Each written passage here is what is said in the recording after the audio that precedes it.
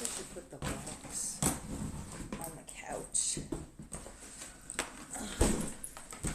Then if you ask what I'm building, you don't know, because it's right there. I'm building that. Hi, welcome back. Day 2 of building Lego. Alright, let's push the play button on Am I the Asshole? This is a compilation of friendships that ended in the worst way possible. Alright, so the frame is ready. This is what I finished on last night. My best friend of 15 years. This is what we did yesterday. Was the frame and this much. This story is from the Charlotte And we have 8 bags to go. Hi. We were thick as thieves, had an apartment together in college. I'm not having a good day. Chaos with in the retirement home. That is until last year. Jen had started a new job, and there she met Drake. They seemed to really hit it off. She talked about him all the time. I asked her if this was turning into something, and she assured me that no, she loved her husband. I was like, wait a second, I'm sorry, isn't she married? It was just nice to have a new friend she... Let me rewind that shit. This is a compilation of friendships that ended in the worst way possible. This guy puts an end to our friendship. Am I the a-hole for blocking my best friend of 15 years and ruining her marriage? 39 months. Hey, Holy everybody. shit. Welcome back. Stalker. This story is from the Charlotte Dover YouTube Stalker behavior. Met my best friend Jen, 29 female, freshman year of high school. From the start, we were thick as thieves, had an apartment together in college, we were in each other's wedding, truly someone I thought I'd be causing chaos with in the retirement home. That is, until last year. Jen had started a new job, and there she met Drake. They seemed to really hit it off. She talked about him all the time. I asked her if this was turning into something, and she assured me that no, she loved her husband. I was like, wait a second, I'm sorry, isn't she married? It was just nice to have a new friend she could chat with at work. I didn't believe her, neither do I, because she had that kind of giddy schoolgirl with a crush type of behavior. But I figured it was probably just a crush and things would cool down once the newness of this guy wore off. I told her to be careful and not to let something fleeting ruin her relationship with her husband.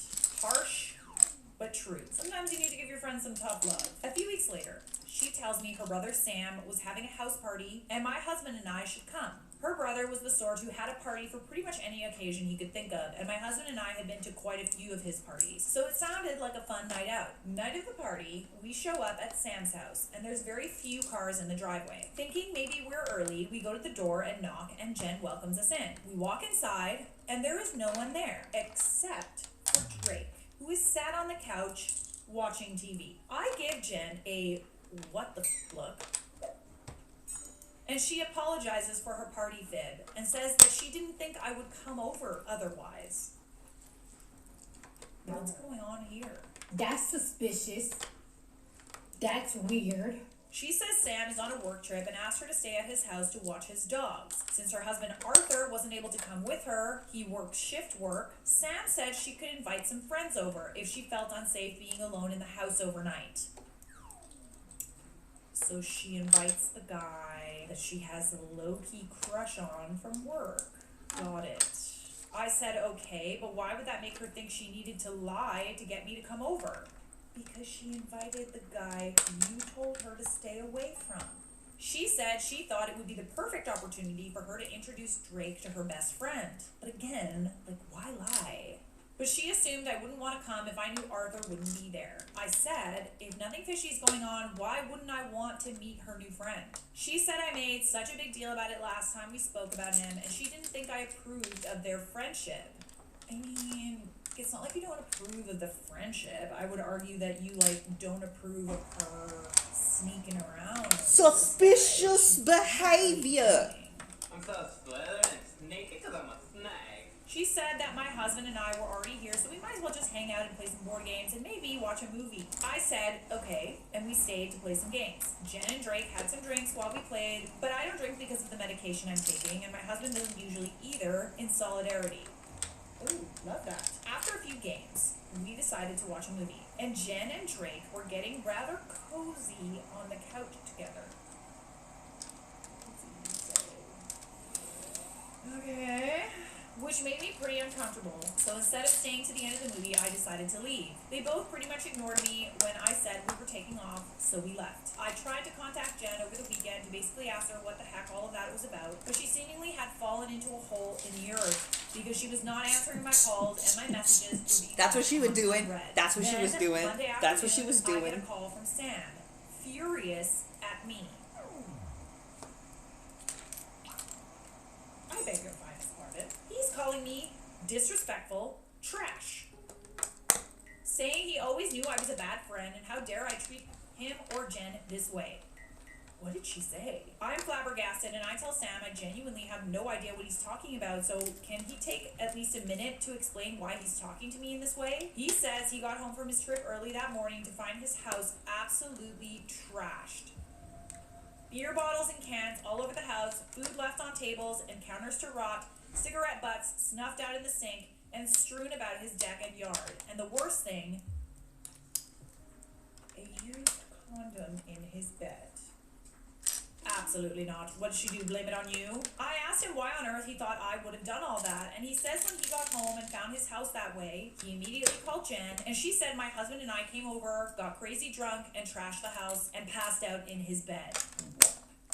Oh, hell no! All for her to have a little romp with Drake. She said she tried to clean what she could, but there was simply too much to do alone. She didn't even think to hide the rubber. I was stunned. I tried to tell Sam why none of that could possibly be true, but he cut me off and said, if it's between you and my sister, I'm believing my sister, and told me he expected to come over to clean up my mess or to pay him to hire a cleaner, and he hung up the phone. I immediately called Jen, who of course did not answer. I was livid at this point, so I sent her a text that said, if you do not answer my call, I'm calling Arthur and telling him everything. I bet she answers now. I called again and she picked up with an annoyed, what? I said, you told Sam I trashed his house and giggity-gooed in his bed. I'm not okay with anyone thinking I'm the sort of person who would do that, and I'm certainly not going to do it just to help you cover up your cheating. You need to tell Sam the truth and clean up your mess. She didn't respond to any of what I said, simply told me she couldn't talk to me because she was working and that she'd call me later, and hung up the phone. She, of course, did not call. Ladies and gentlemen, we have a problem! She made her bed, she lie in it. The next morning, I got a notification that someone had replied to a comment I made on one of her photos. When I clicked on the notification, I got a content not available message. She blocked you. Oh no, you calling Arthur. You calling Arthur right now. Confused, I tried to go to her page and realized she blocked me from her social media. Did she think blocking you would make it go away? There's no problem that can't be ignored if we really put our minds to it. No, I'd be so mad. In my anger, I blocked her as well, and also blocked her number and Sam's number. Then I sent a message to Arthur, telling him about the affair with Drake. He thanked me for telling him and said he suspected something was going on, but he didn't really have proof. I didn't speak to Jen, Sam, or Arthur at all after that day. I found out months later through a mutual friend that Jen and Arthur had gotten divorced. Apparently, after my tip, Arthur had secretly installed an app on Jen's phone that sent him a copy of all the messages she sent or received.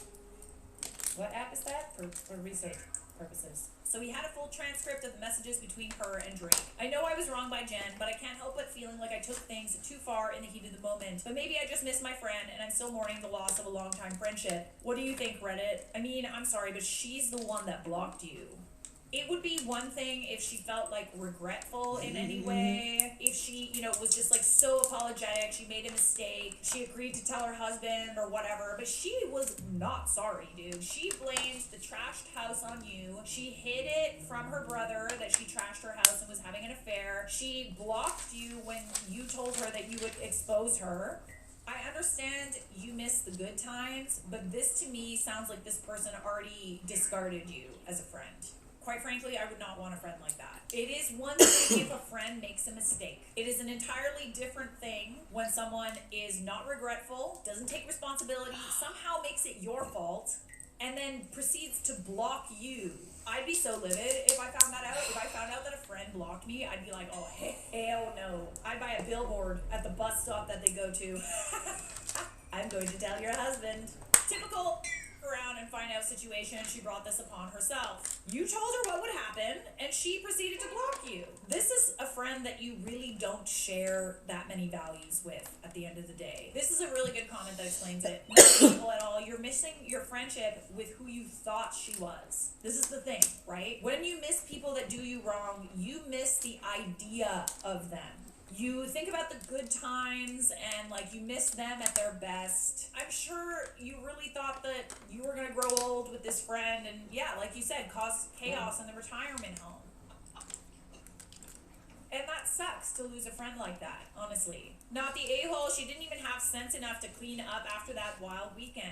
Then threw you under the bus and expected you to just take the hit without warning. That girl deserved everything she got. She was asking to be caught. She really was. You may have helped to end it a little sooner, but it was inevitable. She was reckless and people were getting suspicious. Yeah, that's a very good point. Her husband was already getting suspicious that something was happening. Suspicious? He was Friends like that you suspicious. don't need. People assume if you hang out, you condone and possibly also cheat on your partners. Who needs the drama? Opie responded, her not cleaning anything was what confused me the most. Either she was expecting that I would just willingly take the fall, or she assumed her brother wouldn't rat her out. I genuinely don't know what her thought process was. Honestly, She I just feel did like not she care. wanted her marriage to end, because that is genuinely very careless. I say, not the a-hole. We got some more bestie drama for you. Don't go anywhere. Am I the a-hole for not participating in my friend's scheme to convince a restaurant to buy his ketchup? My friend Pardon? Zoltar, fake name, it's a good Zoltar. has been obsessed with Let me see. ketchup. Oh, it's ever since I Zoltan. met him. Pardon He's me. always trying That's out what it made me different think of, recipes though. to make his own ketchup and getting me and all our friends to try them. Recently, he made his best ketchup yet. I tried it. It wasn't bad. It was ketchup. Now he's decided he's finally going to break into the ketchup game. Okay. He is convinced he's going to launch his own ketchup company and grow it to be one of the top providers of ketchup in the U.S. He literally has a photo of Heinz ketchup on a dartboard. He throws darts at it and mutters things like, I'm coming for you. I will look for you. I will find you. And I will kill you. How quirky. No, I don't doubt that his ketchup is good. It's just a very niche side quest, okay? Anyways, he has a scheme he wants me and others to participate in. Essentially, it involves us all going to a restaurant, sitting at different tables, and enacting lines from a scene he wrote that will culminate in all of us trying and loving his ketchup and convincing the manager to buy it. He wants us all to memorize lines. Get the fuck out. Wait. Oh like, this my is god. marketing. I just need a better ketchup. The gist of it is one guy is supposed to call over a waitress and said he likes the french fries, but he hates the ketchup. I'm supposed to lean over from another table and say, sorry to butt in, haha, but I have to agree. I'm tired of this old-fashioned, factory-produced ketchup. Where's the real tomato flavor? Where's the flavor? Where's the flavor in this? After a few other people do this, my friend is going to say, you guys won't believe this, but I'm a ketchup chef, and I have a few samples. Would you want to give it a shot? This sounds like a hella scam. It's not even like an authentic, like, you love this ketchup so much. You gotta memorize the interactions. Like, what do you mean? At this point, everyone is supposed to try the ketchup and act astounded by it, and basically all exclaim it is the best ketchup they've ever had. Okay, so lie. At least it's not bad. I'm supposed to stand up on my table and make a trumpet sound effect and then yell to the entire restaurant, we have the best ketchup ever made over here, everyone come on over. Oh no, not the standing on the table. Did everyone clap after? Like, what? There are ways that you can support your friends in their endeavors. But Lying not is delusionally. not one of them. One of the other people is supposed to get the manager of the place over, and we're all supposed to try and convince him or her to buy an order of my friend's ketchup. He's going to act surprised and embarrassed and try to tell us to stop putting this poor guy on the spot in regards to the manager. He then assumes he will make a huge sale, then he wants to do the same operation at other places in town. I told him, no way am I doing this. I hate public speaking and acting and having attention focused on me. Also, the idea is just so dumb and crazy to me. I told him that straight up. He acted offended and said I'm ruining his dreams. Hang on. No. I think there are other ways to get restaurants to buy into this ketchup without like lying. If his ketchup really is that good, then it should speak for itself. Not to mention, I feel like a lot of restaurants these days actually make their own ketchup. They do. I understand kind of like the marketing, but at the end of the day, like, you are lying. You're not being authentic with this. There are other ways to support your friend and his endeavors and not be involved in these like weird scam operations. I'm astounded by this, but some of my friends agree and think he's showing hustle and that we should all help him out by launching his ketchup business. What if there's something very, very wrong with the ketchup? What if there's like an allergen in there? What if people could get sick from it? You guys would all be accessories. But you're kind of putting your own name on the line to help your friend. I just genuinely feel if his ketchup was that good, you wouldn't have to do all this, you know? Aside from his ketchup obsession, Zoltar is one of my best friends, but it seems our friendship is being ruined. A lot of people are telling me I'm the jerk for going against his dream and not helping out. It's not that you're going against his dream. I wouldn't want to participate in something and like outright lie. Like, this is a lie, and it could be, if the ketchup isn't that great, this could be like fraud. Well, this can't be legal. Like, I'm sorry, I'm not a lawyer, but this does not sound legal. So there's some people in the comments saying, oh, this is maybe not real, whatever. I think that there's still a lesson here. I think it's entirely possible to support your friends in their endeavors. When I first started posting videos, there was a lot of side-eyeing going on. There's still a lot of side-eyeing going on. But at the end of the day, it's like friends can still support friends in their endeavors. This guy's passionate about this. The ketchup isn't bad, but maybe there's another way that he could market it that doesn't involve you lying outright. We always want to support our friends in their endeavors. We don't, however, want to lie and commit fraud at the same time. So, no, you are not the a-hole. Am I the a-hole for telling my best friend if she wasn't always trying to get with my husband, her boyfriend wouldn't have left her? I, 27 female, have been best friends with Kira, 27 female, since we were little. We were neighbors, we went to the same school, college, etc. She was my maid of honor when I married Rowan, 28 male, who we went to college Next with. At first, sack. Kira had a big crush on him and he started liking me. We slowly got closer and I started liking him too. This was after Kira had told me she'd gotten over it and was dating another guy. But I still felt really guilty and I didn't want to date him if it would hurt Kira. I asked her multiple times if she was okay with it and she was. So I thought it was fine. Kira stayed with her latest boyfriend, Adam, 27 male, for a year or so. Adam.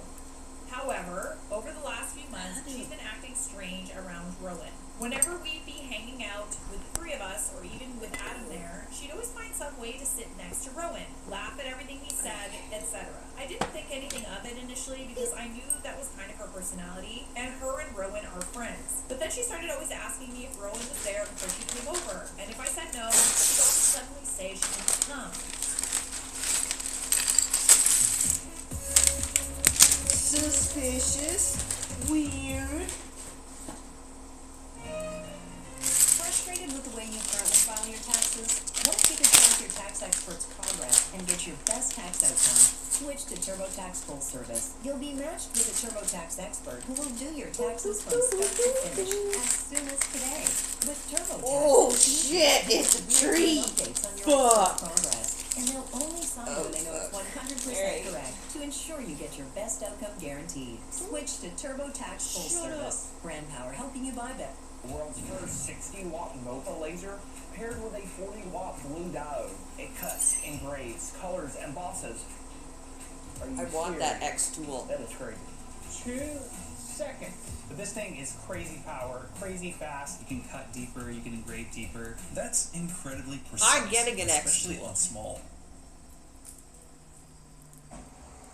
Though sometimes she would say that even if I said he was there. Rowan also told me about a comment she made to him once about how he was so patient for putting up with me for being too tired to do anything with him now that I was pregnant, which I thought was weird. Oh, she meddling. She meddling for sure, dude. The odd behavior continued, but to be honest, the pregnancy had been keeping me too exhausted to give it a lot more thought, and Rowan seemed as friendly with Kira as always. But 2 days ago, our mutual friend Shay threw a dinner party. Me and Rowan went, as did Kira and Adam. Kira got a bit tipsy, and she's trying to sit down with Rowan and touch him. He excused himself a few times, but she kept finding him. I'm sorry, touch him how? I tried to get her off a few times. I was getting mad because this is a new line she was crossing. She was slurring about how I stole Rowan from her. Thankfully, Adam was too busy talking to Shay's husband to hear this, but he definitely saw Kira's actions. Pretty bold of her to do this in front of her boyfriend. And you. The next afternoon, I was at Shay's again with some friends when Kira showed up. She was crying about how Adam had broken up with her that day, saying he didn't think they were going to work out. Well, duh. What did she think was going to happen? I couldn't help but feel like she brought this upon herself. She asked me, "Aren't you going to say something?" So I said, maybe Adam wouldn't have left you if you weren't trying to get with Rowan all the time. Some of our other friends were shocked to hear this and got mad at Kira. Some got angry with me, saying Kira was just really friendly with everyone and that was a horrible accusation to make. Friendly is one thing, but continuously crossing boundaries and being told to stop and still crossing those boundaries? That's not friendly anymore. It's not so friendly. I would say it's the opposite of friendly. Kira was upset, saying she couldn't believe I thought that of her, and maybe we weren't that close. I mean, it's not just you. Like, her boyfriend also broke up with her because she was being inappropriate, so... She left in tears, and I left soon after, too. Now, I don't know. Maybe I was wrong. Kira had been drinking at the dinner party and might not have meant what she said, and the other stuff could have been nothing. I mean, it clearly, again, wasn't nothing because her boyfriend broke up with her. Maybe this was too harsh to say to her after a breakup, and we could have talked privately, not in front of our friends. Am I the a-hole? No. To be honest, it doesn't really sound like you guys are going to be friends after this, but, like, she also put herself in that position. So, why do people ask if they're the a-hole for, like, retaliating against someone that's an a-hole to them? I swear, am I the a-hole is just a bunch of people pleasers.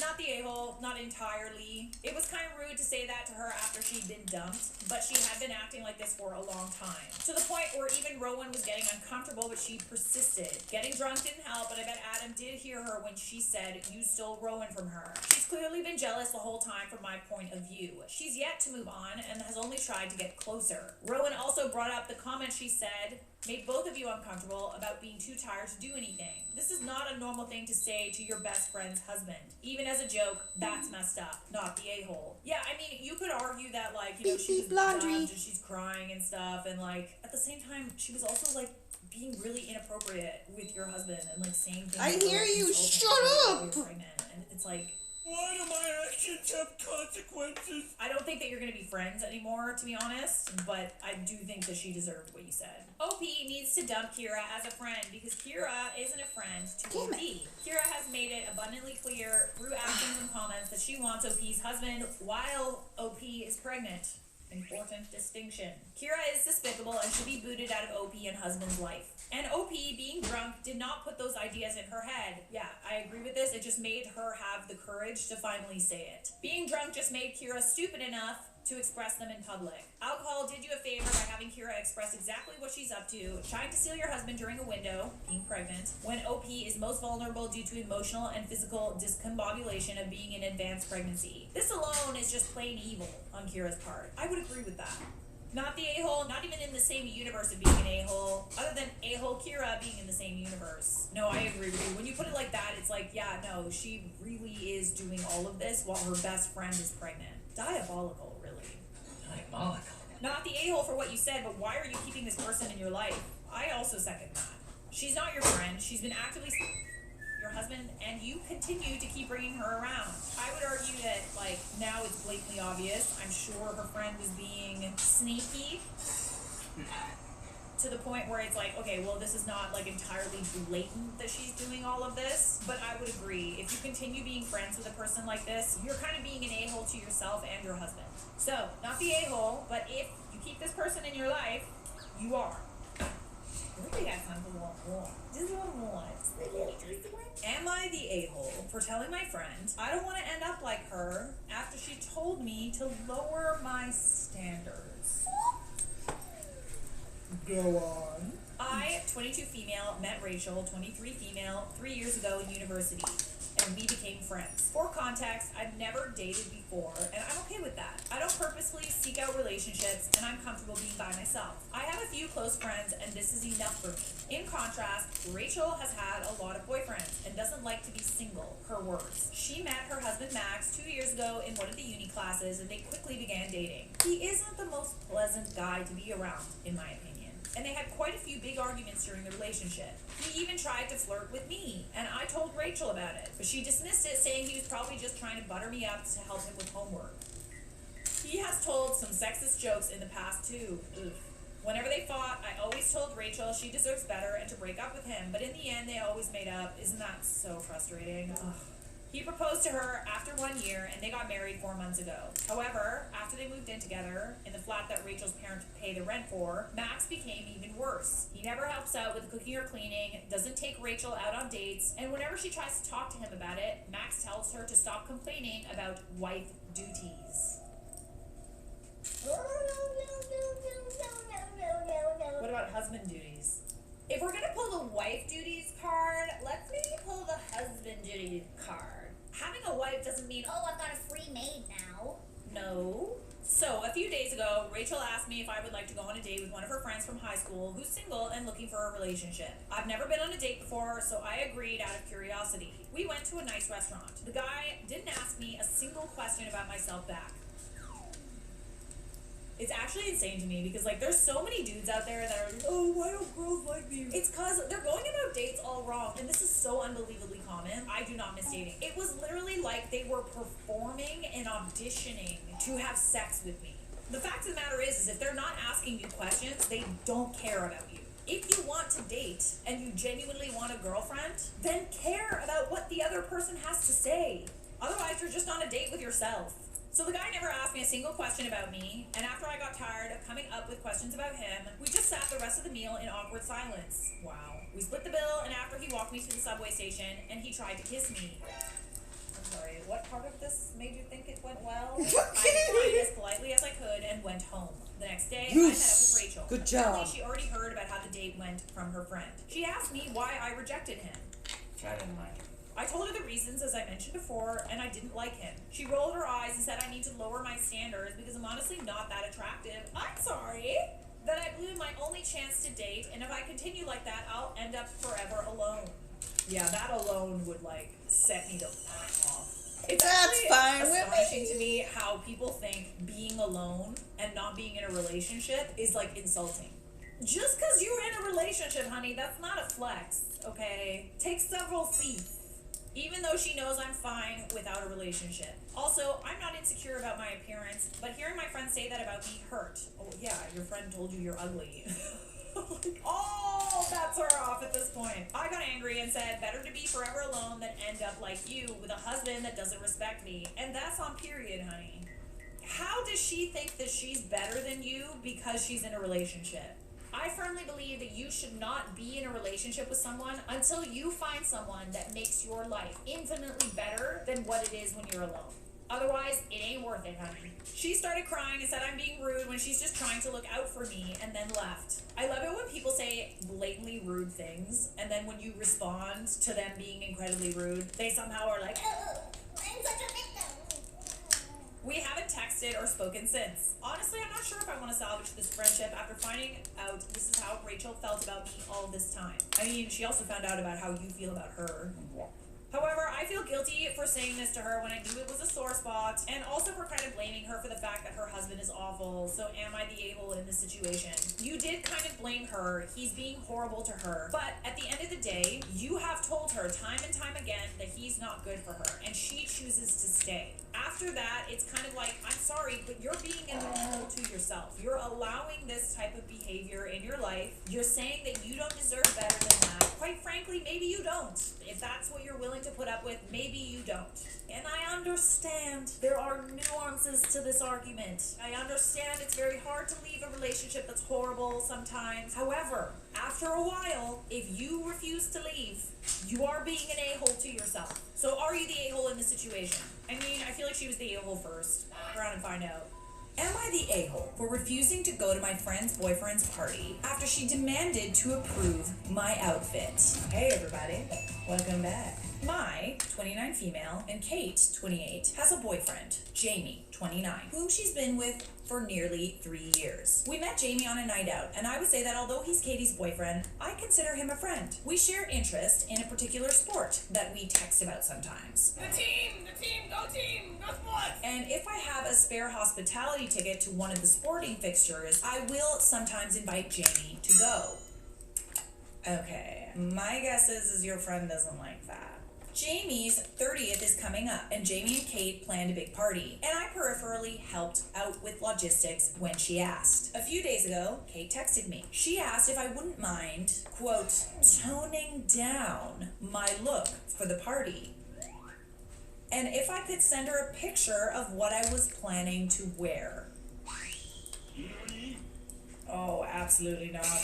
No. Unless you have a friend that, like, literally shows up, like, butt naked.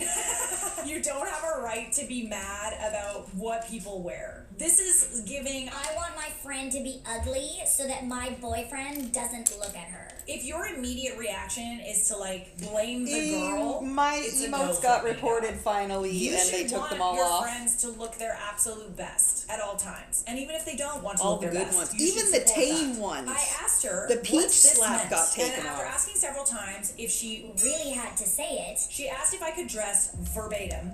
Basically, what I would consider frumpy. She wants you to dress frumpy because she didn't want to be outshone at her own boyfriend's birthday party. You so cute people hate your existence. Something tells me it doesn't matter what you wear, you would still look better than her on the inside and the outside. When I didn't reply right away, she went on to say that she wanted Jamie's full attention that night. What's the secret to peak health? Oh, no, Rebel. Your weird Ozempi face and gigumbus forehead is freaking me out. Low price? Fuck. Yeah. No. Now starting No. at just $79. No. Before Skyscanner, searching for cheap flag tomatoes. Cray. Got to clear our cache. Clear the cache. Save the cache. Clear the cache, save the cache. Clear the cache, save the cache. But now Skyscanner searches billions of epic deals with one simple search.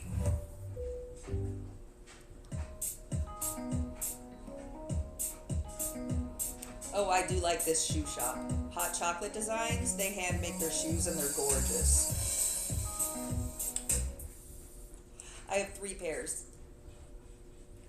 I hate that I can't keep this a secret. I canceled all my food delivery subscriptions and upgraded to Cook Unity. And it's totally... Fuck Then, you. like, go on a date with him. Like, don't have a party. And she wouldn't get that attention if I showed up dressed properly. I'm sorry. Is this a matter of she can't control her man, or is she just really insecure? Is what I'm wondering. She should feel very confident in her own relationship. There's always going to be beautiful girls out there. You need to be able to trust your man. If you got issues to make you not trust your man around other women, that's something you got to work out. I was a bit annoyed by what she was implying. I would be too. So I said if I was going to be so much of a concern for her, I'd rather just politely decline the invitation. Yeah, and the friendship. Kate freaked out, said I was being immature by not coming just because I couldn't steal the spotlight. Oh, no. The only person being strange and immature is Kate. Missy. I said it wasn't about that. It was about her making me responsible for whether or not I draw her boyfriend's attention, which is something I've never tried to do nor done as far as I'm aware. Then she said it was really important to Jamie that she stand out because his friends and colleagues will be there. Yeah, but like someone else being beautiful does not make you less beautiful. Other people around you don't need to dim their light for you to be special in your own right. That rhymed. I told her that again. If she was so worried I was going to be distracting everyone, I'd rather not come than feel humiliated from now until the event. It literally is giving she wants you to look like because it makes her feel better about herself. I I said I would send her Jamie's gift and she could tell him why I wasn't coming. Yeah, something tells me she's not going to be entirely forthcoming about why you're not coming. I guess she didn't tell him the reason because Jamie messaged me saying he knows I'm booked the night of the party, but he'd really like it if I could be there, and asked if I could reorganize so I could come. I haven't replied, but I got a message from Kate saying she knows Jamie's trying to get me to come, and please could I just put my pride aside and come to the party. If anyone needs to put anything aside, it's Kate. She should be lucky that you would even consider being friends with her at this point, because that is messed up. I've ended friendships for much less than this. It's because when I see the red flags, it's like, okay, I'm not gonna let this get worse. I have ended friendships because friends were like upset that I was getting attention or upset that like I was doing well. I have stopped genuinely talking to those people as much, if not at all. Yeah, this to me is like inconceivable that you would want to continue being friends with someone who could ever feel this way about you. Inconceivable. I asked if she was gonna ditch the outfit policing, but she said no. So I said I would not be coming. I think you need to tell her boyfriend that. Maybe it's just the messy in me, but like, I'd tell him. She didn't reply, but I've since received a couple of texts from mutual friends saying that while her request is ridiculous, Kate is aware of that. She's just desperate to be seen a certain way, even if it's pathetic. I would probably feel the same way in her shoes. I wouldn't go that far. I wouldn't go that far. Other people doing well in life and being, beautiful should be like celebrated, not toned down. It has literally nothing to do with you, and it doesn't make you any less beautiful. What does make you less beautiful is how you're behaving, Miss Kate. Other friends I've told who don't know Kate say I should not bow to the pressure and that she's nuts for even asking, and I don't disagree. But I also feel bad for skipping the party when it's Jamie's birthday, and he asked specifically that I come. So should I be going? Probably. No. How long have you known Kate? It doesn't really say. I don't think that you owe her anything. And I understand you're also punishing Jamie, but sounds like you're pretty good friends with him, and I think that he might have a right to know why you're not coming. I would want to know that about my partner, so I could just Gatito! Alright, let's look at the comments. Not the a-hole, tell Jamie the truth, just say sorry, but when the choices are giving up my bodily autonomy or giving up the party, the choice is simple. There you go. She'd totally be within her rights to do that, but if she went for actually no, girlfriend asked me not to come if I don't let her pre-approve my outfit, and I felt really weird about that, or even girlfriend and I have had a disagreement and she asked me not to come, I'll let her fill you in, might be more likely to get a good outcome. Yeah, but then she could literally just lie. Next comment says, I like the second option. It puts the onus on the insecure friend, and she can come clean about the disagreement or dig a deeper hole. She clearly didn't, given the whole story when telling the boyfriend why OP was coming. Yeah, because it's embarrassing. That is embarrassing behavior. So I think it's a nice subtle way to tell him there's more to the story without fully going scorched earth and sending screenshots of the text. I think it's a much more diplomatic and classy way to handle it, at least. I agree with you. Okay, if you want to, leave it more ominous, mysterious, if you will, just go for it. Something tells me that when he finds out, the relationship will end anyway. Okay, so we do have an update. As surprised as I was that so many people said to tell Jamie, I did realize it was the right thing to do. So I texted him and told him Kate was insisting I dressed a certain way. Jamie called and explained. A couple of months ago, Jamie and Kate were out with a few of his friends. These same friends that I mentioned in my comments are not fond of Kate, and everyone had a lot to drink. They were talking about how they met their significant others, and the story of Jamie and Kate meeting came up. Apparently, during the telling of this story, Kate asked Jamie why he decided to hit on her rather than me, and one of his friends joked that it was because he knew he didn't have a shot with the hot one, me. Kate asked if this was true, and Jamie, having way too much to drink, explained in a way that made it sound kind of true. Okay, so listen, that sucks to hear. I would feel some type of way about it, but that's not OP's fault. You want to be chosen first, I get that, but this is just doomed. I'm sorry, this is doomed. He said he did notice me that night and thought I was attractive, just seeing me. He said he would never have approached me because he knew he would never have a chance with someone like me. So in that way, his friend was right. He said that speaking to Kate was the absolute best outcome because he loves her and plans on spending the rest of his life with her. But even knowing this, Kate has taken this extremely hard. And even though she says she's over it, he's noticed changes in her behavior that seem to be related to that. He also admitted that he'd been planning to propose to Kate at that party, and that is why he wanted me to be there. But after hearing this on top of the way she's been handling the situation, he won't be doing that anymore. I get where Kate is coming from. I do. I'd be kind of annoyed about that too. But don't be mad at like your friend. She didn't do anything. It would be different if you like, you know, sort of crossed the line a little bit with her boyfriend, but not like you can't help the way that you look. Slay. If she should be mad at anyone, it should be the friends, quite frankly. Kind of a dick move to make you feel that way. After speaking to Jamie, I called Kate. She admitted that she tied a lot of her self-worth in the fact that she'd finally been picked over me, and now it felt like that wasn't true. She apologized for trying to solve her insecurities through me, but also said she wasn't sure she would be able to have me in her life, as much as I had been with the way she's been feeling. I hate it when people place so much importance on like looks, you know? There's more behind love than just the way you look. It's important to be attracted to your partner, but there's always going to be a more beautiful girl, a more handsome man. You have to be in love with the person. Maybe it is better that you guys are not friends. As hurt as I was, I said I understood. She said she still wanted me to come to the party since I'd helped organize it, and she'd obviously dropped the absurd dress code, so I will be going to the party. I trust that Kate will communicate her boundaries to Jamie, but I don't plan on inviting him to any more events for the foreseeable future. I'm really sad that I've probably lost a longtime friend over the drunken awkwardness of other people, but I also get that Kate can't help how she feels. And frankly, it's for the best to not be in secret competition. You never, ever, ever want to be in secret competition with a friend. Never. You always want to feel uplifted by the people around you. Sometimes women really can't help it. It's this almost like scarcity mindset that we have, that like being in a friend group or having, you know, colleagues that are better than us at certain things, like it just makes us feel like we're less worthy, and we gotta check ourselves. We cannot be mad at other people for existing and doing well in life. We can't. That's the patriarchy, my friends, making us think that there's only so much to go around. So yeah, I'm hurt, but I'm going to the party. Not a satisfying update, but an honest one.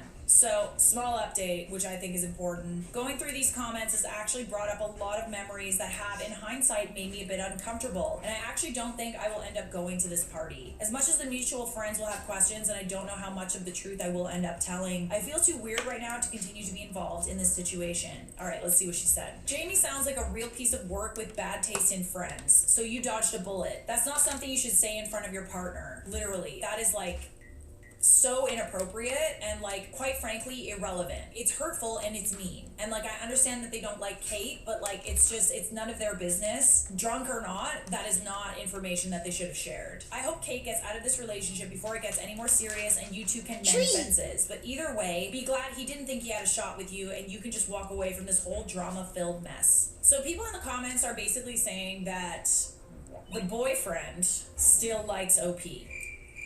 You know, he's kind of bringing things up about, you know, I didn't have a shot with you, like you're the hot one. Especially, you know, maintaining the friendship the way that he is. I don't know, it could be innocent, but it could not be. And like knowing the history there, like that's a little odd.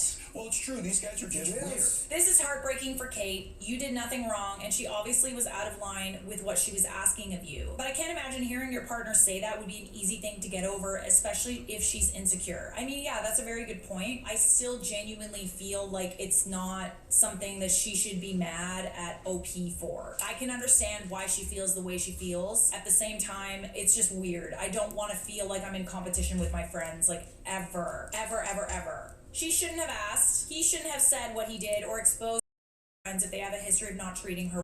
Sorry you're losing a good friend over this. I hope she takes a step back from him and you guys patch things up. Their relationship doesn't sound healthy at all. Me personally, and listen, this is my opinion. That's my opinion! I don't like to feel like I'm in competition with my friends. The way that the friend feels, Kate feels about OP, is that she always feels like she's never picked. Which is like a feeling. I've also felt that way. But like, never have I said to my friends that they need to like look less hot.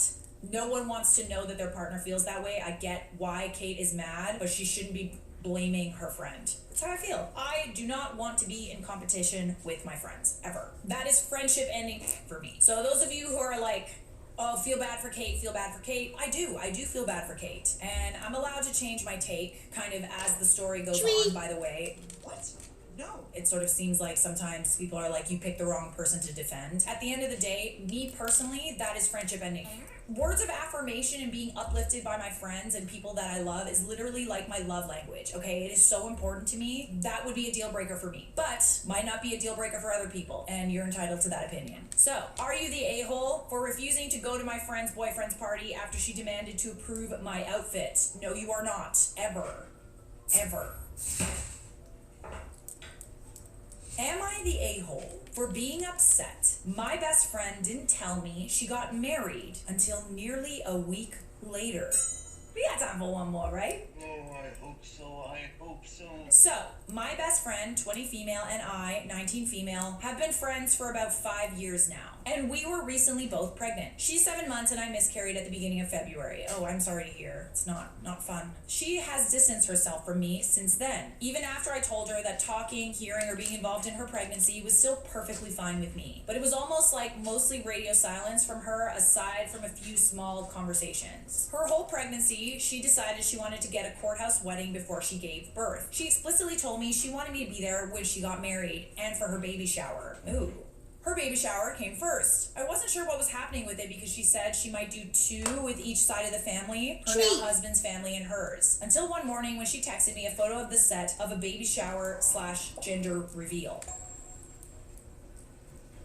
So she didn't invite you. She didn't ask if I wanted to come, didn't tell me when it was, just a photo of the setup the morning of. Then I got a text saying that she was having a girl later that evening. This was a planned party that I heard absolutely nothing about beforehand, after she said she wanted me there. I let it go and I didn't want to stress her out in her pregnancy, especially since I wasn't sure if I wasn't just hurt because of my sensitive feelings since it happened 3 weeks after my miscarriage.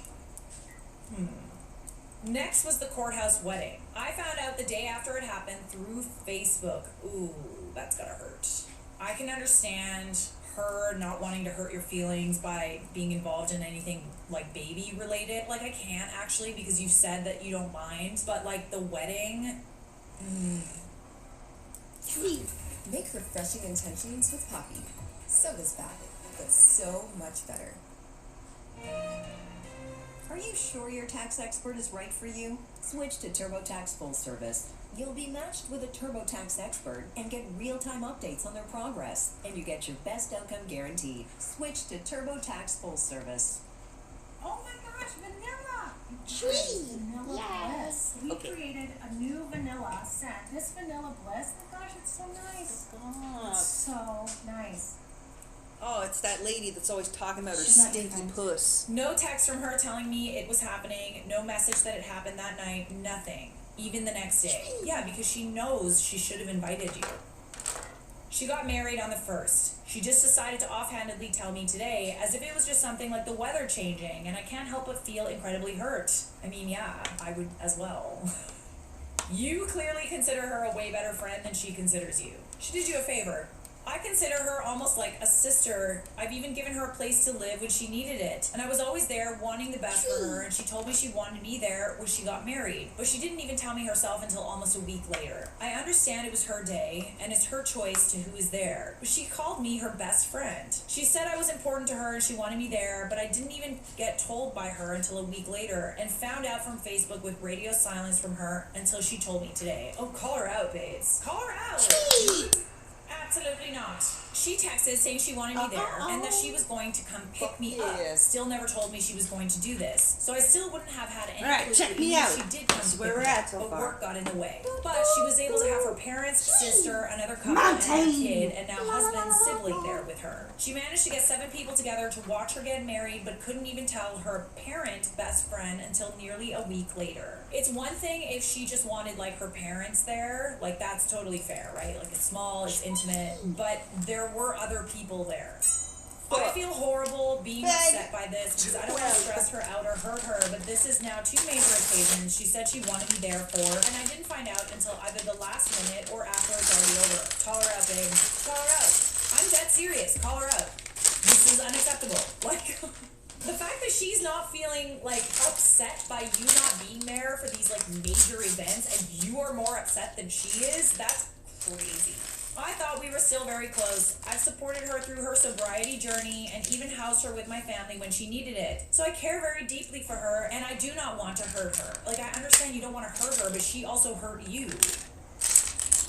Being pregnant does not excuse you from, like, having to face the consequences of your actions. I understand you don't want to stress her out and stuff like that, but at the same time, you don't need to, like, yell at her, but you do need to say something. Or don't, like, I don't know, like, avoid the topic if you need to, but, like, this obviously hurt you. As much as I love the stonewalling and avoidance and stuff like that, I do hate conflict, but I recently resolved a conflict, for the most part, where I said how I truly felt after, honestly, like 6 months of, like, saying nothing. It gave me time to understand why I was upset and time to, like, not be angry, so I'm not mad about how I handled it. I feel like I needed to calm down because I also was, like, left out of things and, like, wasn't treated as a friend, and that hurt me. I did tell her eventually how I felt, and at least there's no more confusion now.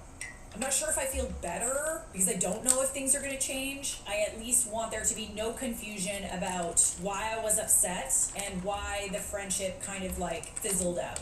So, tell her when you're ready. Maybe wait till after she gives birth or something like that. But you need to tell her. Like, you absolutely need to tell her. She acts just as kind and caring, just distance and our interactions seem more and more superficial. How does it take a week to remember telling your best friend you got married? Am I overreacting? No, you're not. She's treating you like you're not a close friend anymore. And that's hurtful because you consider her a very good friend. Top comment said, sounds like she isn't as good of a friend as you thought. Yeah, there you go. And it hurts to find that out. Like, it really, really does. But at the end of the day, it's like the person that you're protecting is also the person that hurt you. Maybe take some time, figure out how you want to say it calmly. Always start with, like, I feel hurt. Like, don't come at it with anger, but, like, you should tell her how you feel. She's not your best friend, sorry. Yeah, this is, like, inconceivable for me. This is sadly the age when childhood friends pass into acquaintances. I'd recommend that you go out into the world and look for more friends. This girl will probably come back to you when she needs you again. I didn't want to say it, but you need to find friends who put similar amount of work into their friendships. It hurts a lot to find out that the person that you love like a sibling doesn't feel the same. I'm sending you hugs. Yes, big hugs. Big, big, big hugs. It happens. I get it. It really sucks. Like, it's almost worse than like a breakup, like a romantic breakup. When this happens with someone that you really, really care about as a friend, it's really, really hard to get over, especially when you've known them for so long. Like, it's so tough. I definitely empathize with you there. Sometimes friendships fizzle out, sometimes they end. You should talk to her about it and come tell us what happened. Am I the a-hole for giving my friend first aid on a sensitive area? You're gonna be Sage. This happened the other day. I, 23 male, was at a pool party at my best friend Greg's house. There was also a slip and slide set up and people were using it. My friend Amy used it and screamed. The whole party turns to her and she's clutching her breast and there's blood pouring out of her hand. She slid over a rock and cut herself. Ooh, ouchie, ouch kabibble, ouchie Dr. Fauci. I'm in nursing school, so I run over to her and ask to see the cut. She pulls her hand away, and I see that it doesn't look too serious, but it definitely needs attention. I turn to Greg and ask him if he has a first aid kit, and he says yes, in the bathroom, inside the house. So I walk Amy into the house and grab the first aid kit. I pause for a second and ask her if she's okay with me helping her with this, or if she wants to do it herself because of where the cut is. And she says, No, I trust you, and I want your help. Okay, so you asked for consent. So we go into the bathroom and wash the cut. I look at it more closely to make sure it isn't serious. I put some Neosporin on it and bandage it up nicely. Amy thanks me, and we go back outside. A couple women come up to Amy and ask if she's okay, and one of them, Sarah, gives me a dirty look, and they kind of lead her away.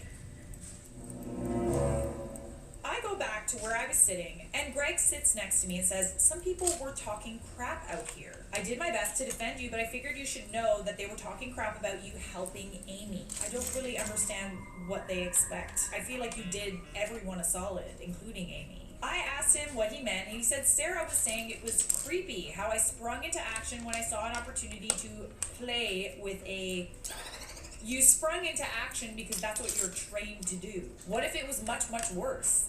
Like, what if she cut herself so bad and she lost so much blood that, like, it was, like, life-threatening? I don't know. What do you expect someone to do who's, like, a nurse or a doctor? You expect them to just kind of dilly-dally and, like...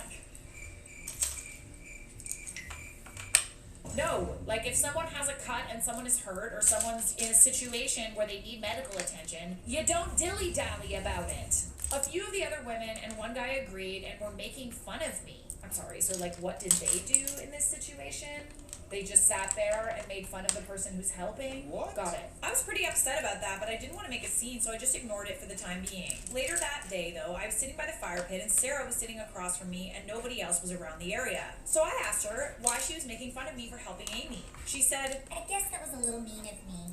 I'm sorry I did that. But I just thought it was kind of weird how you saw her chest was hurt, and you ran up to her and insisted to help. He's in nursing school. I know you're in nursing school, but I think you should let a girl handle it. I mean, is there a girl that's a nurse or a doctor there, or is he the only one?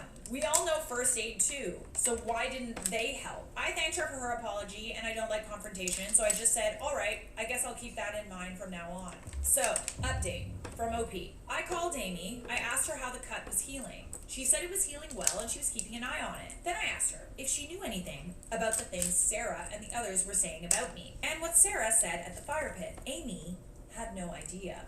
She said the other women were asking her if she was okay and what happened, but she assumed they were worried about the injury, not my helping her. And Amy was absolutely pissed and went to the friend group chat and tore people apart that were talking crap about me, especially Sarah. Sarah and the others apologized to me in the group chat, but Amy kept going and said I shouldn't accept their apologies because they sat back and talked crap on the one person who stepped up and helped her. Yes, Amy stood on business. One of my friends, Amy, also asked Greg not to invite Sarah to the next pool party, and Greg readily agreed. A few of the others tried to say that was too far, but Amy told them to shut the F up and do something next time someone's hurt instead of sitting on their butt and insulting me. Ooh, this is spicy. I fail to understand how they could pass this kind of judgment on someone who is literally helping their friend. Like, are they jealous that you are the better friend in this scenario? Like, I don't understand the motivation here. Maybe they feel like they should have done something, so they're making you look bad. I don't know. I don't understand the logic. But yeah, that's a really, really rude thing to do to someone who helped your friend. Not the a-hole, you asked permission before helping and she consented. There you go. You literally did everything right. Okay, we do have an update. Greg followed through on not inviting Sarah to the next party. She was upset about it, but accepted it. Then 2 days after the party, she called me and asked if we could meet in person and talk. Interesting that she wants to talk now that she's not invited to the pool parties anymore. She didn't really seem too ready to apologize when she was still invited. I don't trust this girl as far as I can throw her, and I can throw very far. I actually can. I have very little upper body strength. Let's change the phrase to, I can trust this girl as far as I can high jump. Which is quite tall. I said okay, and we met at Starbucks. She looked really sad and apologized to me profusely. She said she doesn't know why she said those things about me. She thinks she was ashamed of being frozen in fear when Amy got hurt, and she took that shame out on me by insulting me. Okay, but like, that's odd. That's really weird. Like, why did she make a situation where her friend was hurt about her? Hella weird. But that it was incredibly effed up to do because accusations like the one she threw at me, even if they were jokes, could ruin my entire career, and it was so wrong of her to do that just because she was ashamed of herself. I mean, that is a very good point. Like, you have to consider the fact that, like, all of these people were basically calling this guy a creep because he ran to help someone who was of the opposite sex. Like, accusations like that do not land lightly, okay? The last thing that you want is an accusation like that making the rounds, especially if you're going into a career like this. She seemed genuinely remorseful, so I forgave her and we're friends again. I told her I would talk to Greg about letting her back into the parties, but she said not to. What she did was super fricked, and she doesn't want to come back until Amy forgives her too. I said okay. We hugged and I went on my merry way. A couple of days after that, I'm hanging out with Amy at my house and we talk about the Sarah situation. I showed Amy the previous post and asked her if we should show the others. She said yes. So I showed everyone, including Sarah, and she was a little upset at first but quickly accepted it. Amy forgave Sarah a few days later, and she was invited to the 4th of July party 2 days ago, on the 3rd, and we had a great time. Well, good. I'm glad that it seems to have turned out for the best. Sarah was a little awkward at first at this party, but quickly cheered up once we assured her that the drama was behind us and we accepted her apology and quickly moved on to joking about it. Including Sarah pretending to slice open her chest with the dull side of a butter knife, saying, Hark, mine tender breast, it doth been sliced open like a ripe melon. Whosoever will save me. Okay, she won me over. She ripped off her bikini top and leapt into my lap. Which, to be really honest here, firmly put the issue to bed because everyone at the party was laughing for a good hour about that. So yeah, everything worked out in the end. I just want to put a cork in this story because when I saw it on TikTok, I realized how much people enjoyed it and thought it would be prudent to let people know that it had a definitive ending. But I think it's important to note here that Sarah apologized. I know we all like to kiki and like not trust other people, and hey, like I didn't really believe that Sarah had the best intentions. I have to be honest. Maybe I have trust issues. Same here. She genuinely apologized and was very remorseful, and she didn't just say sorry. Like, she understood the gravity of her actions and how that would affect others and wasn't expecting anything in return. It wasn't like I want to go so that I get invited to the pool party. It was, no, like, I'm apologizing. Like, I understand that it was like, no, she's apologizing, and she doesn't expect to be invited until Sarah forgives her. So I feel like this was like a 10 out of 10 apology. I'm very impressed. Is anyone else impressed? So are you the a-hole for giving your friend first aid on a sensitive area? There's so many bits. You did so good, bestie. And I'm glad that this story had a happy ending. So remember, in order to not end a friendship in 10 seconds or less, we need to apologize for our actions when we are wrong. Am I the a-hole for ghosting over 30 longtime friends after none of them showed up to my 30th birthday? That when it happens. Good nights can help. Pros is personalized hair care. That's all about you, not just for your hair type, but formulated from scratch to help you achieve your healthiest hair yet. In fact, everything that matters to you matters to us, from scalp health to hair volume, and frizz control to color protection. Finding the Curious about Ozempic or Wegovy, but not sure if your insurance covers it, that's where Grow comes in. Because let's be real, no one likes calling their insurance provider to see if their medication is covered, especially not for GL. Who are you, lady? This was posted in the Charlotte Dover YouTube subreddit. I, 30 female, just turned 30 on June 20th, and what would have been a special milestone turned into one of the most hurtful experiences I've had with my friends. Some context. In my 20s, I had a solid group of friends that I saw almost daily. A couple of years ago, I had to unexpectedly leave my hometown to go live in a metropolis, but we all kept in touch and continued to support each other emotionally. I've always been the go-to person. I work as a social worker in addiction support, run a nonprofit that provides free clothing and outreach to people experiencing homelessness, and I've helped many of these friends find therapists, doctors, housing, and even safety relationships. I always had a couch, a hot meal, and a listening ear for anyone who needed it. Oh my goodness. You are that friend, aren't you? I don't like where this is going. This year, I decided to plan something special for my 30th. I spent 2 months organizing a party with a silly theme. People over 30 would dress as geriatric patients, and under 30s would be our nurses, trying to keep us from doing anything too reckless. Oh, I love a theme party. People loved the idea and were really hyped about it. Knowing that some of my friends struggle with ADHD or planning, I even sent a few reminders as the date got closer. Then, 2 weeks before the party, a friend in my current city told me my ex had invited him and a few others, who were also planning to attend my party, to a music festival that same weekend. They all chose the festival instead. That stung, but I thought, okay, maybe it's just the newer friends. A week before the party, I posted an update on social media saying how much it would mean to me to see my friends on this milestone. People responded with enthusiasm and told me they wouldn't miss it for the world. I mean, they did that publicly. Then the day of the party came. The cancellations started rolling in. Oof. I don't feel like driving an hour. I'm not feeling great today. I decided last minute to visit another city, and of course, I'm going to a festival.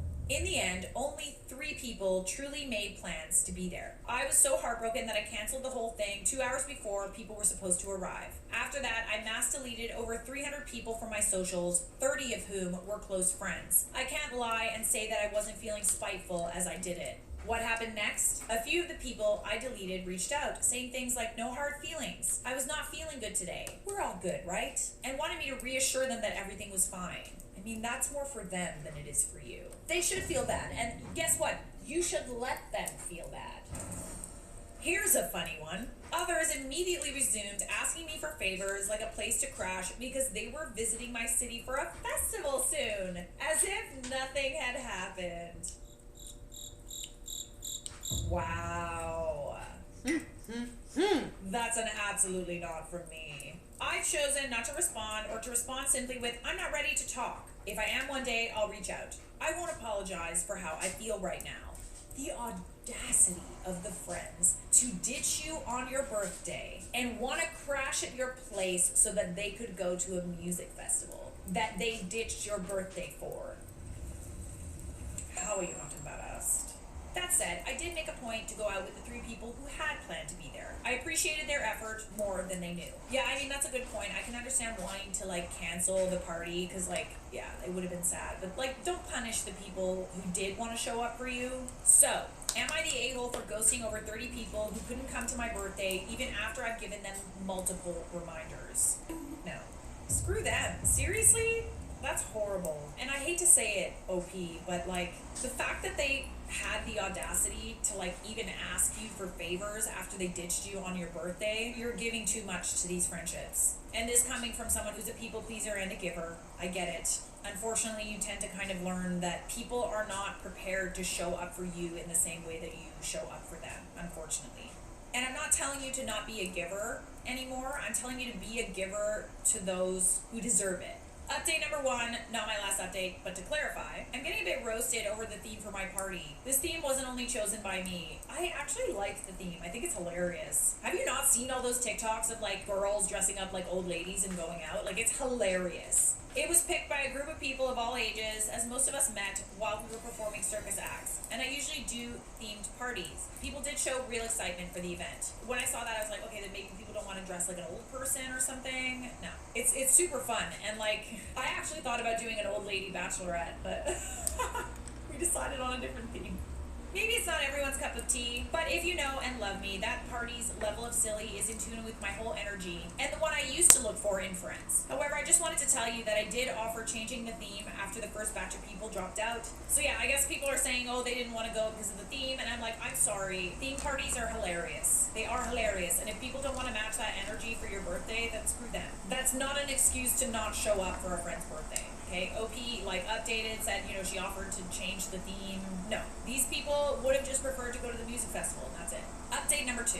I decided to send a message to 7 of the people who did not come. These were people who were longtime friends who I felt deserved an explanation. It is really shortened for time, but the main of it was similar to this. Hey, I wanted to share something that's been on my mind. For my 30th, I planned 2 months ahead, hoping to spend time with people I care about. But I ended up alone despite people telling me they would come. And honestly, it hurt. I'm not blaming anyone in particular because if it was just you and the others that came, I wouldn't have thought so long about this. But it made me reflect on my relationships and how much energy I give versus receive.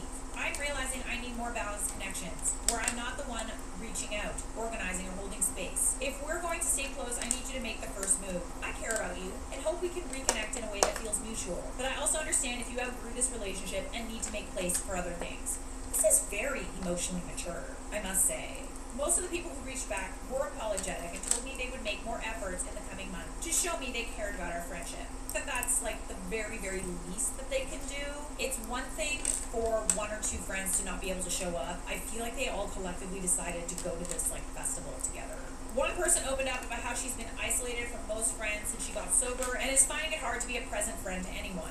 We talked for a while and decided we would remain good acquaintances for a time being and catch each other when we are in the same city. If we are going to work out eventually, we need to both not ask for extensive support for one another, and that's really okay with me. One person already invited me for a do-over between the both of us, where we are going to celebrate both of our past birthdays together, and I honestly really love that. She's taking me in nature to go fishing, which I love. 2 people I was a bit more hurt by told me they were going to try. I'll give them the benefit of the doubt and we'll plan anything or help until I can trust them more. I'm really impressed that you decided to communicate that, like, you weren't going to be the one to try anymore. I've kind of been the person that has I have a little like ashtray over here. I'm collecting the excess bits so I've in. taken a step back, but I haven't communicated why. And I'm wondering if I could learn something from you. I don't want to be someone that just pulls back for no reason. Obviously, it's not pulling back for no reason. But to them, they might not understand. I feel like what you did was quite healthy. There was only one of the people who answered back so far that was still playing the guilt trip card and asking me for help. It stings because that person is my oldest friend, the person I put the most energy into helping. I'm gonna let that friendship go respectfully. I'm also not gonna go into too many details yet because this realization still hurts me and I need to process it a bit more. I don't really think that you're the a-hole here. I actually still think that you're being super, super nice. I can tell that you're a social worker because of the way that you choose to communicate very healthy. You shouldn't be dishing out advice that you can't take. So it's very, very clear that you know how to handle conflict or difficult situations. You seem quite mature, emotionally so. Not the a-hole. It's unfortunate that people chose to act like that. It sucks that your birthday was ruined, and it's good that you took the initiative to remove all those people from your lives. It taught you a lesson that some people use distance as an excuse to stop being your friend, which I believe is what happened to you. Not the a-hole. When people show you who they are, believe them. I do wonder if any adult can have 30 genuine friends in the first place, though. I mean, that is a very good point. 3 quality friends is a wonderful thing to have. Yes, I agree with that. I think I can count my quality friends on like one hand, and I prefer it that way. I also get very overwhelmed with everybody wanting to. There's so many. Busy and making videos. Maybe we should be looking at it as, okay, you don't have 30 friends that wanted to show up for your birthday, but you do have 3 really good friends that showed up regardless. So you are not the a-hole for ghosting your 30 friends who didn't show up for your birthday. Should I reconnect with my friend who asked to be intimate with my husband? Some context. My husband, let's call him Brett, and I have been together since 2015, when I was in 9th grade and he was in 10th. I'm 28 and he's now 29. My high school best friend, let's call her Rachel, and I used to be inseparable. Keyword used to be. We hung out at each other's houses every day. We took her dress shopping with us every year for school formals, and we even got matching belly button piercings when we got older. Needless to say, we were tight. Brett also had a best friend, let's call him Mark, and they were also inseparable. Just a few months after Brett and I got together, Rachel let me know she was now dating Mark.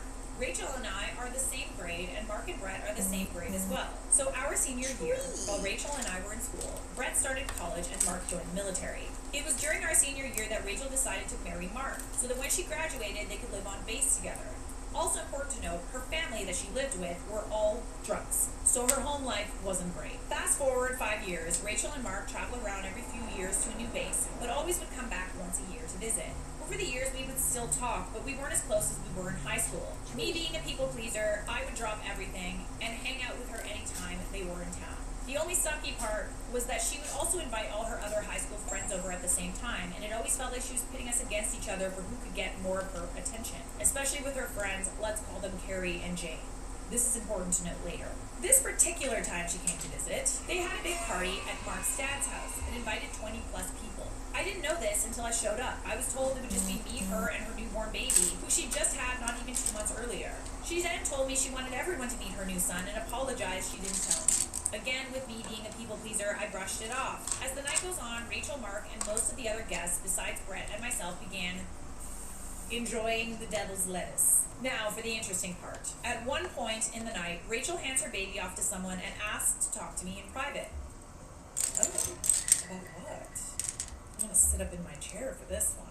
I was so excited, thinking she wanted one-on-one time with me, which only made the whole exchange worse. She walks with me around to the other side of the house, and we sit in some chairs on the back porch. She began asking me all about my life lately and showing what I thought was real, genuine interest in me, only fueling my excitement. After about 10 minutes of back and forth, I asked her how her and Mark have been lately with a newborn around. This is when she tells me they've decided to start an open marriage. And they have a man back home in Nebraska living with them that they giggity-goo with as a throuple. Oh. Now, I was surprised, but Rachel's always been a bit wild, so the idea of that wasn't totally out of the realm of what I thought possible. I mean, listen, as long as both people consent to it, why not? She went on to talk about how they swap spouses on the base, and they both have been enjoying it.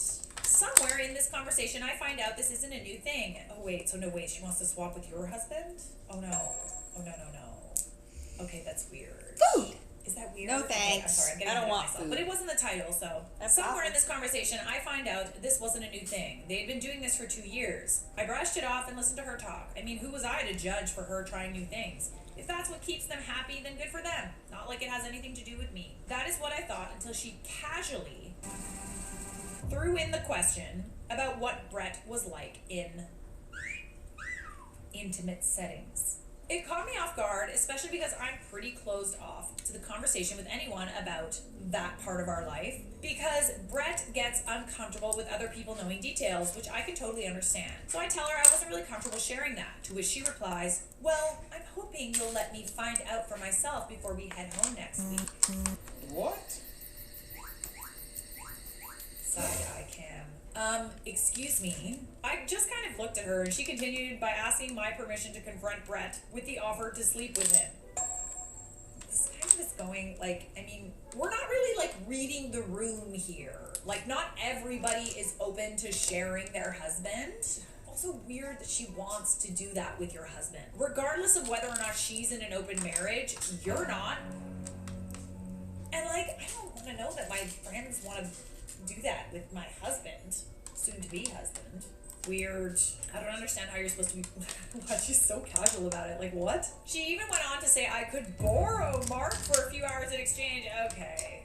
In addition, she let me know it wouldn't be weird because they couple swapped with almost every other person at the party besides us. That still doesn't make it, like, normal. She talked about how Carrie and Jane were so generous to switch with her and she felt closer to them than ever. Okay, no. She's dangling a fetter friendship in front of your face so that she can screw your husband.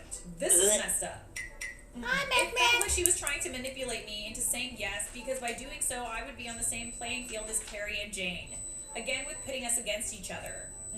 I don't like this one bit. After a few seconds, I felt like something snapped in me and I said no, and I just walked back to the front of the house with the rest of the party. I looked around for Brett so we could leave, but he was so deep in what looked like a meaningful conversation with Mark that I didn't want to ruin that for him. He never gets to see him, so I thought I would wait until they looked like they were done to approach. That, of course, did not stop Rachel from walking right up to them and explaining her and Mark's open relationship and asking him to have sex with her. Absolutely not!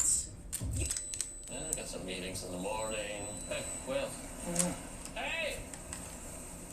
Wales! It's the kind of place where once in a lifetime happens more often than you think. So, what else you got going on? What's the secret to peak health? Going micro with Noom. Micro habits, micro wins, even microdose GLP-1s. I can lose up to 11 pounds in 30 days? Heck yeah! Now starting at just $79. Taxes was chasing updates. Now Taxes is a TurboTax expert, doing it all for you. So you can chase zero. Now this is Taxes. Intuit TurboTax.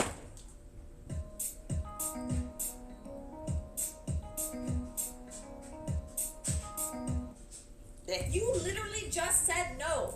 What part of no does Rachel not understand? No.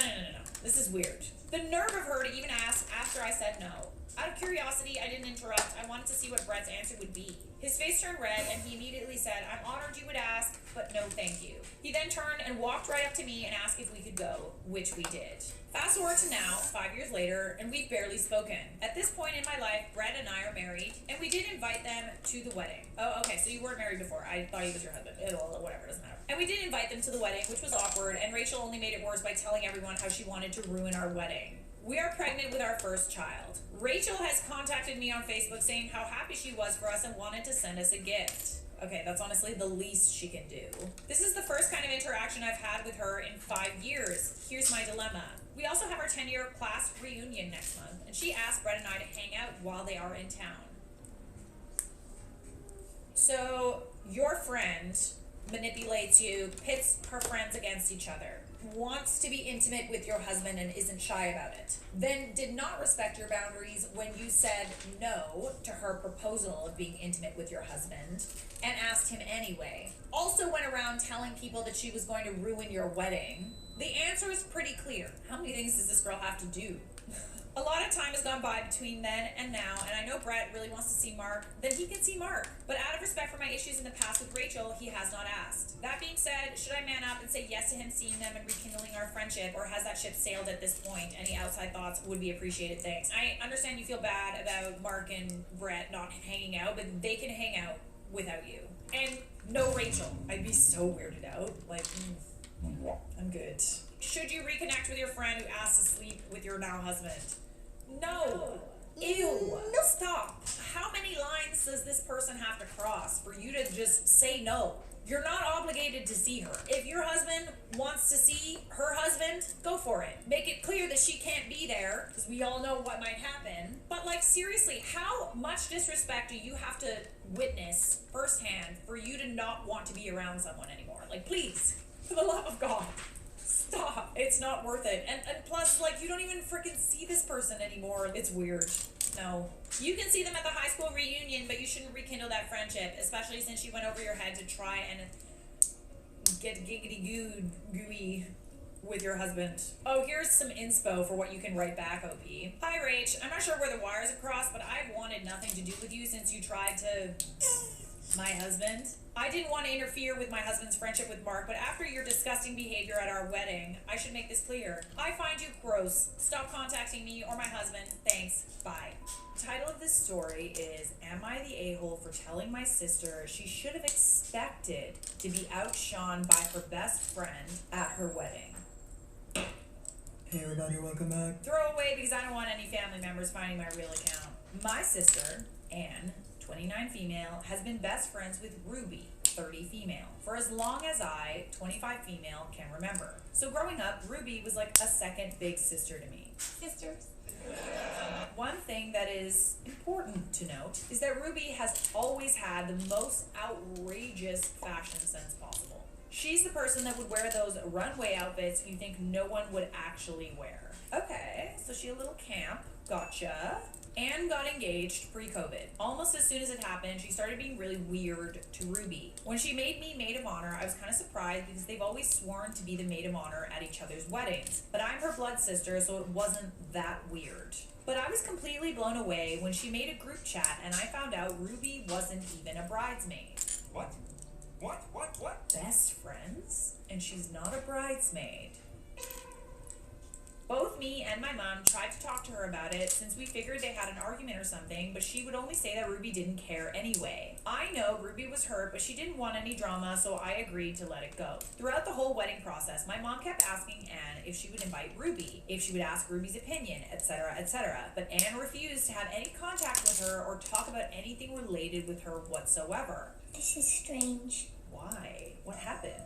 I'm like kind of hurt for Ruby. Like, I understand she like dresses really like out there and stuff, but like what exactly happened between them? Or did anything happen? And does your sister just feel some type of way about Ruby? On Saturday, my sister was married. She had a beautiful outside, socially distanced wedding, but she was seething the whole time because of Ruby's dress. It wasn't at all outrageous by Ruby's standards, so I don't believe that she wanted to outshine my sister. She wore a quite simple wedding dress, but that was her choice. As maid of honor, I of course went to her fitting, and that was literally the one she chose. And, you know, you have a right to wear like a simple, elegant wedding dress, if that's what you want. A lot of brides choose that. Anne has been cursing Ruby out and saying that their friendship is over ever since. Like she hadn't been ignoring her all through lockdown. Doesn't make sense. I feel like the friendship was over, honestly, when your sister chose not to include Ruby in the wedding party. Finally, I just said that she's been friends with Ruby most of her life and she knows what she dresses like and that she should have expected this. If it was that much of a problem, she should have found a way to mention it to her or just made her a bridesmaid. I mean, making someone a bridesmaid so you can control what they wear is like kind of sus. I mean, yes, that would have been a solution to the problem, but like, why are we policing what people wear now? Like, if she looked nice, that's the only thing that you should be worrying about. I fully believe that Anne compares herself to Ruby and doesn't like that Ruby looks better than her. Anne lost it with me. She sent Ruby some really horrible messages after she screamed at me. She didn't say a word to me all of yesterday, but she's bad-mouthing me to our dad, who is on her side. What side? What side? What side is there to take, honestly? Like, I just... You should be happy that people showed up and showed out for your wedding and wanted to look good for you. Ungrateful. My mom has told Anne that she should apologize to Ruby for the nasty messages she sent and for yelling at me, so Anne isn't talking to her either. I don't even know what's going on, but Ruby swears on her life that they didn't even have an argument or anything pre-COVID. Anne says it's none of my business and I should be supporting my real sister. Loyalty is not blind, okay? Loyalty, like, you can support someone But I also would argue when your friend or family member is sort of acting out and like not behaving in a way that's right, I would argue that like telling them the honest truth shows that you care too. Honesty's the best policy. I wouldn't say that Anne is behaving in a way that's like respectful right now. There's some sort of deep-rooted jealousy going on here, and Anne tried to make Ruby small by not including her in her wedding party. She's resentful for some reason. Resentment? Check. My dad agrees with her, and she rallied the other bridesmaid against me, so I don't know, am I the a-hole? I genuinely don't get this sentiment that, like, unless someone is going out of their way to, like, wear white to your wedding or wear red because they, like, you know, are having an affair with the groom, like, it's really not that serious, you know? No one, and I mean no one, will outshine you on your wedding day unless you let them. I fail to see it. Like, I genuinely fail to see it. Unless you are someone who, like, wants all of the people around her to be uglier than her, there are times in life where your friends or your family members or your co-workers or whatever are going to look good. Believe it or not. That doesn't make you look worse. What does make you look worse is how you behave.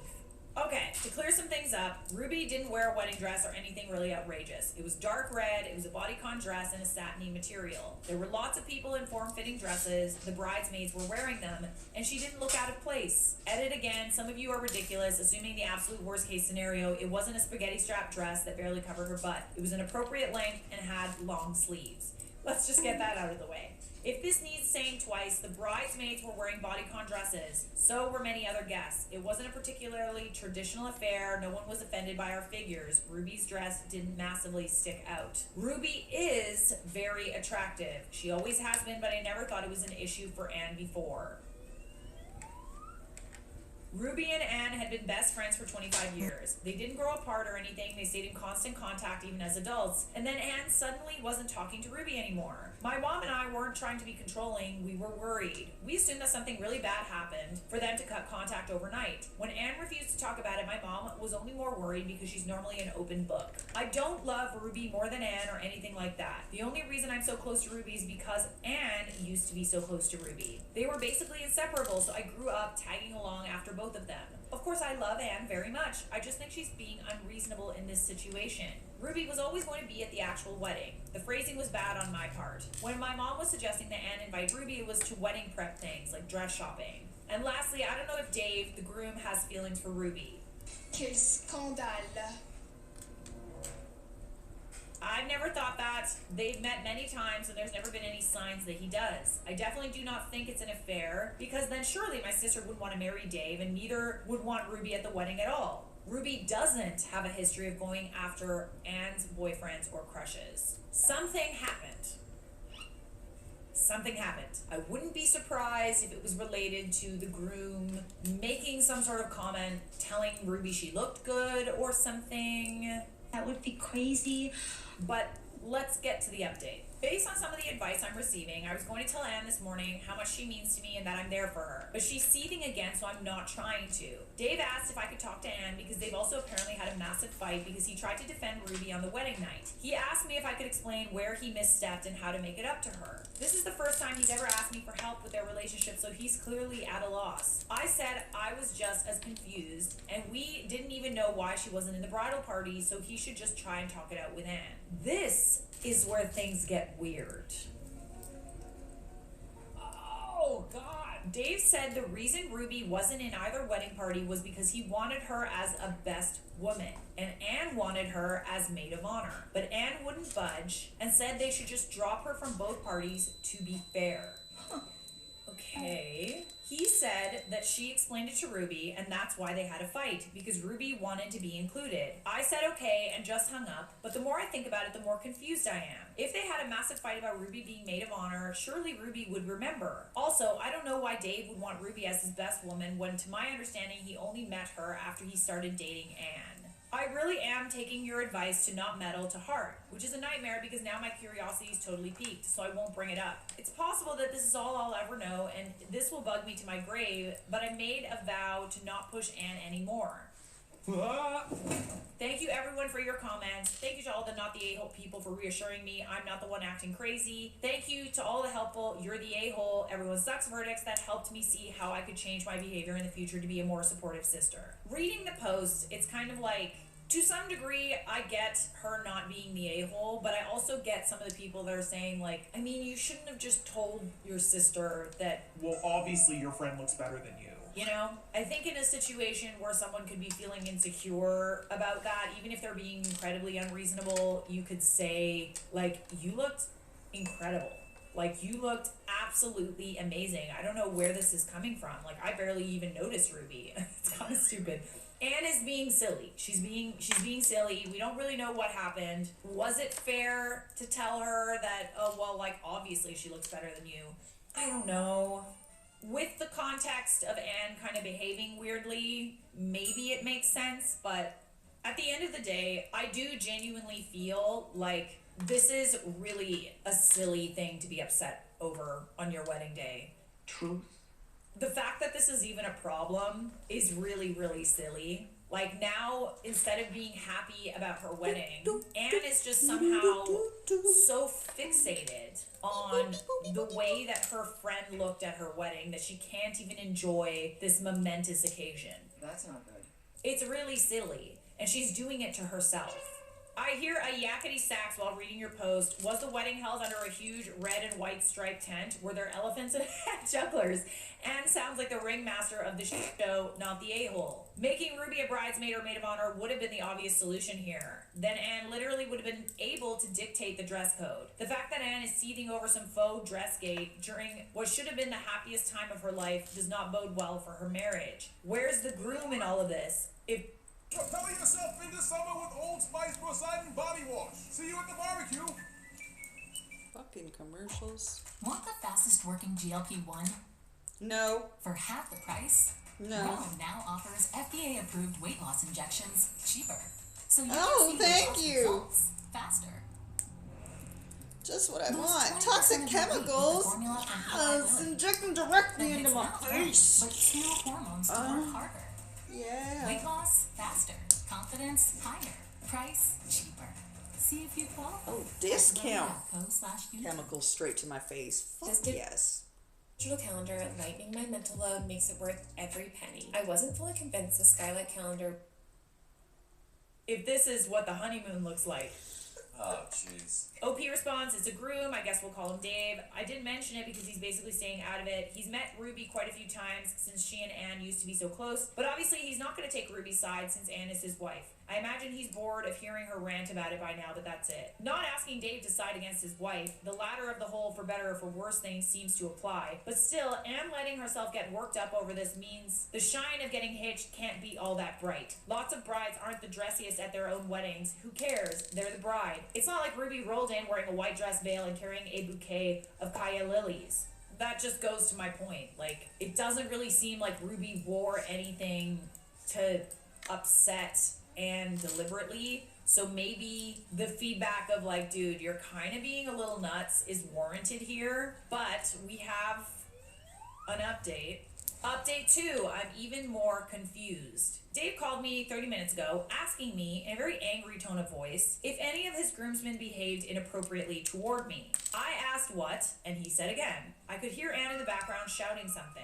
I said they had been perfect gentlemen at the wedding and I hadn't had any contact with them since. He then asked me if Ruby knew that she was meant to be best woman. I said not to my understanding, but it was possible that I didn't know, as both she and Anne had been quite secretive about what happened between them and that he'd be better off asking them themselves. He laughed and hung up. I'm so confused.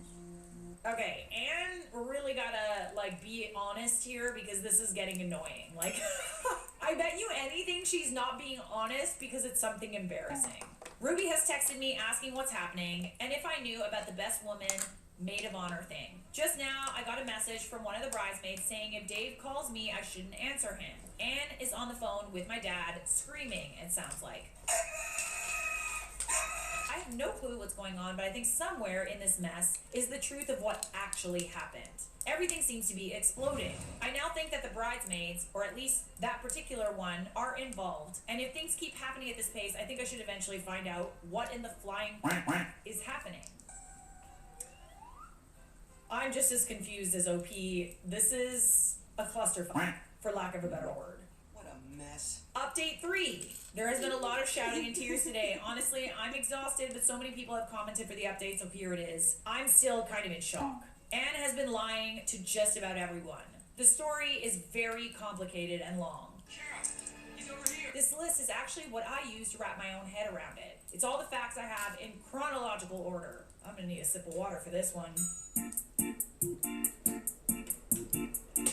Number 1, Dave has been to jail and is an ex-addict. He met Ruby before he met Anne. After he recovered, he was really struggling with money and Ruby helped him a lot. He considers her to be one of his closest friends. Okay, that I guess explains the whole fighting over her being maid of honor thing.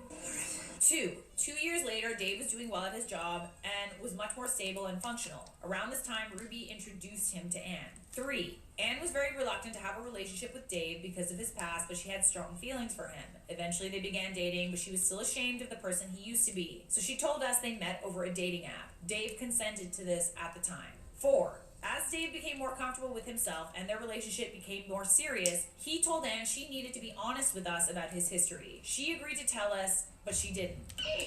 She told Dave that she wrote a fake letter from my family about how we were really grateful for his honesty and accepted him. She told Ruby that my parents had reacted badly, so Ruby never brought it up with Dave or my family because she thought it was a very sensitive topic. When Dave proposed, Anne started freaking out about the wedding. Dave wanted people from his support group to be there, Ruby as his best woman, etc., which would expose the lies. But she still didn't want to tell us who Dave was or that Dave had lied to him, so she decided to continue lying instead of coming clean.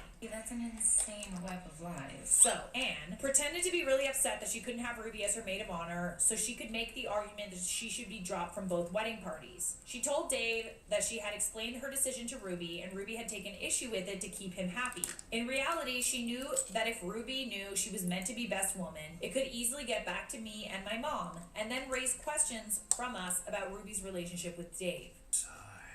So she didn't tell Ruby anything at all, and that's why Ruby was so confused about what happened and couldn't think of anything. Anne told Dave and all his friends from his support group that they shouldn't mention the addiction in speeches or even casual conversation because it was a sensitive subject for certain family members before the wedding. Lies, lies, and more lies.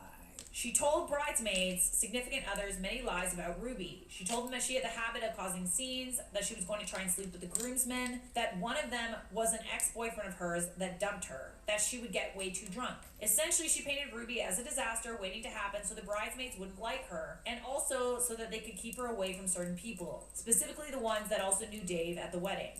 This is pretty wild. Circus tent is right. Anne also told the bridesmaids the only reason Ruby was invited is because I idolize her, so they wouldn't repeat any of the lies she told to me. This is very manipulative. All because you're embarrassed about your husband's past? Get a grip. This massive circus because you're embarrassed about your husband? After the wedding, Anne put on her enormous meltdown about the dress. The bridesmaids obviously didn't have a positive opinion on Ruby, so they were easy to convince that it was meant to be a genuine slight. My dad did what Anne apparently expected everyone to do by caving immediately because she was the bride. If me and my mom had done the same, Anne would have used it as an excuse to cut Ruby out of everyone's life. What the hell? She tried to do the same thing with Dave's groomsmen by insisting to him they had said inappropriate things about the bridesmaids. The idea was to basically remove anybody that knew the truth about Dave from the general social circle so it wouldn't come up again. Dave smelled a rat. He asked exactly what the issue was with Ruby's dress and what exactly his friends had said, and panicked and accused him of not loving her, choosing his friends over her, etc. And it turned into a massive argument. Dave was mad and suspicious, so he started calling people, trying to figure out what happened. Smart boy. This is not a good way to start a marriage. I would be so upset to find out that my significant other did not accept me and my past. A couple of bridesmaids said that Anne was telling the truth about the groomsmen. She asked and pressured them to, but most were kind of weirded out by their request, and I think they successfully got that across to Dave. He called me to ask if I knew what was going on. Anne told Dave I was just like him, caring about Ruby more than her, and also that I wasn't there when it happened. But the timing of the story didn't match up, so Dave called me anyway. That was the weird phone call. At this point, she knew she was spouting BS, so he asked her up front what was going on. She broke down and told Dave everything. He was fuming. He texted us all to let us know about his past, and then basically kicked Anne out. She came to us, where she then had to explain again everything. This is a lot. Listen, if you're upset about this kind of past with your partner, and you're willing to like hide it from people to this extent, I would argue that this is not the right relationship for you. My therapist says. Like, if this was my partner, I would honestly be so proud of how far he had come. At the end of the day, he is what he is. He has that past. So, if you were so embarrassed by it, why did you marry him in the first place? Touché. Anne is absolutely shaken. I've never considered her capable of this kind of deception. It is deceptive. And manipulation, and I don't think she's ever done something like this before. Contrary to what some commenters seem to believe, I don't hate my sister. I feel sorry for her, even though I'm really hurt by what she did, because she feels so guilty and absolutely miserable because she's worried that things will never be worked out with Dave. I mean, I wouldn't be surprised. No one wants to know that their partner is like ashamed of them to this extent. She's gone to bed now, very upset because our mom won't even look at her. She's fuming that Anne would deceive and hurt her and so many other people like this. I do understand where she's coming from. My dad is also very shocked and hurt. Anne texted Ruby. She sent her a message explaining and apologizing, but obviously Ruby is really angry and upset. She just told her that she couldn't speak to her right now, but maybe she'd call her in the morning once they both have a chance to calm down. Sounds reasonable. Dave is probably the most hurt out of everyone, and I understand why. He wouldn't speak to Anne, but he did tell me that he really thought he had our acceptance, and that the letter she had written to him had been his most treasured possession ever since he received it. And to find out it was false was absolutely crushing. Breaks my heart. I told him we did accept him for who he was and nobody blamed him, but I didn't think it helped much. He has asked for distance from our family, and I understand why. I'm not sure he'll be willing to speak to Anne again, or if he wants to be her husband after this. I wouldn't blame him if he goes on to find someone else. Thanks, Reddit. It turned out everyone was way off base, although I don't think anyone could have predicted this. I definitely could not have predicted any of this. This is way far out of left field. I can understand complicated feelings of like being embarrassed about your significant other's past, but going to this extent to like cover it up with your family members is just plain cray-cray. Have you lost your mind? Like, it's just plain cray-cray. And the truth always comes out. I don't know how she thought that this would just stay under wraps. Especially, you know, with like this whole weird dress thing. Dude. Weird. Quite frankly, if this is how you felt about your own wedding, like, it doesn't surprise me that it's, you know, the marriage is probably over. So we have one more update. The past 2 weeks have been very stressful. Anne and my mom have been fighting and crying for most of it. We learned that this deception of Anne's was not out of the blue. She's had this obsession with her image for a very long time. She confessed to a lot of stuff from secondary school and her job. Some of it was worrying and some of it was really scary and manipulative. I feel so distant from the person she's become. There's tension between us that I'm not sure will ever go away, even though it really pains me as well because she's my sister. This sucks.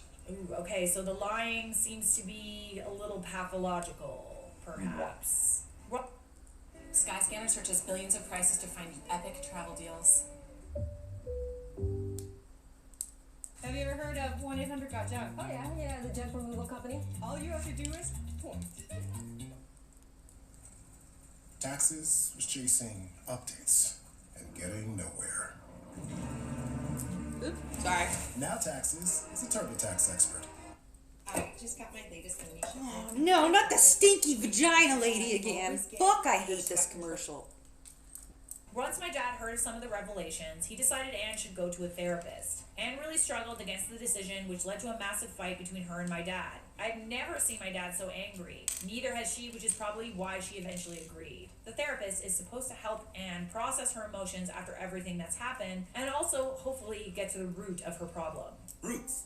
You know, roots. A lot of the comments suggested our family wasn't healthy in the way we interact with each other. I'm conflicted on this because, on the one hand, me and my mom were right that something was very wrong. But then that doesn't mean we didn't behave badly, if that makes sense. So I suggested family therapy. My parents are looking into it. Hopefully we can learn a bit more about boundaries and each other and eventually move on. Anne has been talking a lot to Ruby. From the sounds of it, Ruby's still very upset. But I have been taking the advice not to meddle so much in their relationship, and I'm leaving them to it. Me and Ruby still speak a lot, but not about Anne. The drama. Dave sent a message 2 days ago that I think has sadly resolved this very terrible situation. After learning that this is a pattern of behavior, he doesn't think that he wants to be in a marriage with Anne at all, as he feels she hasn't only hurt him deeply, but deceived him about the type of person she is. Yeah. I mean, imagine that, you know, you think that you like really love someone and that they've accepted you wholeheartedly, but on the other side, what's actually happening is that they're literally lying about everything to everyone. It's like, who are you even married to at that point? Who is this person? Who are you? You don't know how to trust them. Like, quite frankly, I don't know if I would want to be with someone like that either. I know from Ruby that he's also seeking therapy and has confided in friends about what happened, so he has a strong support system around him. I'm not getting involved with him other than that, as I think he deserves distance from my family after everything, but knowing he's okay does make me feel a little better. Anne has taken this news badly. When she first got the message, I think she had a panic attack. She was breathing really quickly, shaking and crying. She knows Dave learned about her past from Ruby, and she's absolutely furious with Ruby for telling him. He had a right to know. Enough with the lies, okay? No more lying. Basta. Finito. She's just as preoccupied with the thought of being someone divorced as she is with the fact that Dave is leaving her. Yeah, it's very much about the image, right? Like, I don't even think that it's really even about Dave anymore. It seems to me that your sister Anne really, really cares about people's perceptions of her, to a fault. I'm not okay with fake smiles. I really hope that the therapist helps her get better, and although I'm not taking it as hard as my mom, I do feel guilty for not noticing this sooner because she's just not well. Yeah, no, there is something pathological about Anne and the way she chooses to move, and I do think she needs therapy to get to the root of why she cares so much and why she feels the need to lie so much. She's not gonna ever be happy until she gets over it, and I would also argue that maybe there's a bit of an addiction to lying as well. Lies. Maybe she saw her addiction to lying as sort of similar to Dave's addiction, and that's why she fell for him. But at the end of the day, it's like Dave was honest about who he was, and she wasn't. And there's something to be said for that, right? So are you the a-hole for telling your sister she should have expected to be outshone by her best friend at her wedding? I think in hindsight, being outshone by her best friend was the least of her worries. Not the a-hole. Subscribe! World's first 60-watt MOPA laser paired with a 40-watt blue diode. It cuts, engraves, colors, embosses. Are you serious? That is crazy.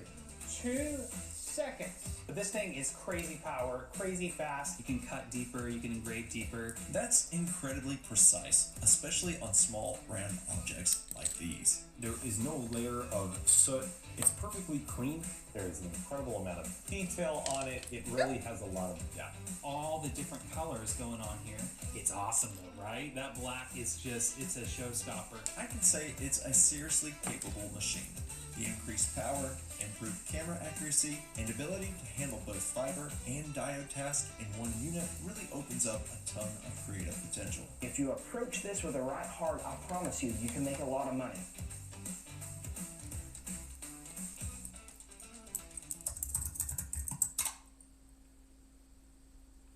Reborn in another world, I became a fish with divine power. Then I saw villagers fleeing for their lives. It turned out an evil dragon was destroying the village. Would I be the a-hole if I uninvited a friend from a party because of her hygiene? Hey, you stink. You stink.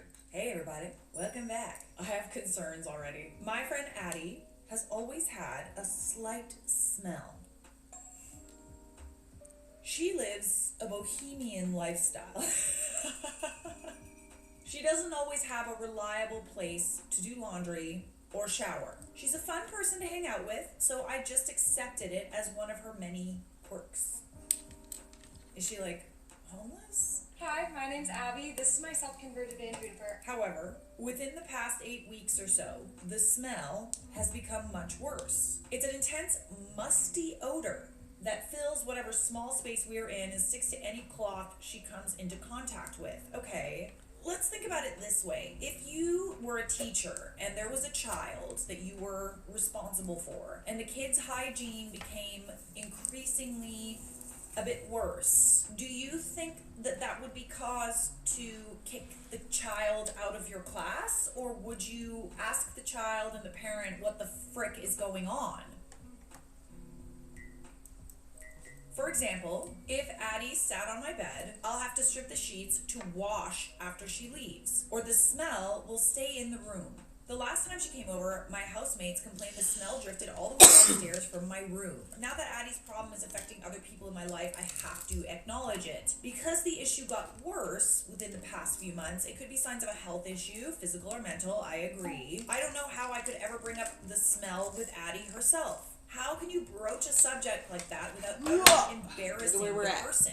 I mean, I feel like if you approach it from like a place of like genuine concern, I feel like that's a better way to go about it than to like not invite The frame her is on the floor, anymore. but So the a-hole part, Isn't she looking months pretty? ago, before the smell got worse, I invited Addie to a party. I'm hosting. Mountains. Now I'm concerned her hygiene issues will impact the enjoyment of my other guests. Do I lie and tell her it's canceled or postponed and still hold it for my other friends, or do I address the issue directly? Hang on, the laundry You're beat. even thinking about this. Is kind of crazy. Switch the load. I would like calmly, privately pull her aside and be like, babes. Even just do it like lighthearted. Just be like, babes, like, you look stinky. I'm totally for the bohemian lifestyle, no deodorant or whatever, but like, you've got to smell. And I'm wondering if everything's okay, if I can help you out with anything. I feel like this is a sign of like, yeah, like you said, like maybe a mental health issue, maybe her home situation has changed. I feel like we got to tiptoe around this, but address it.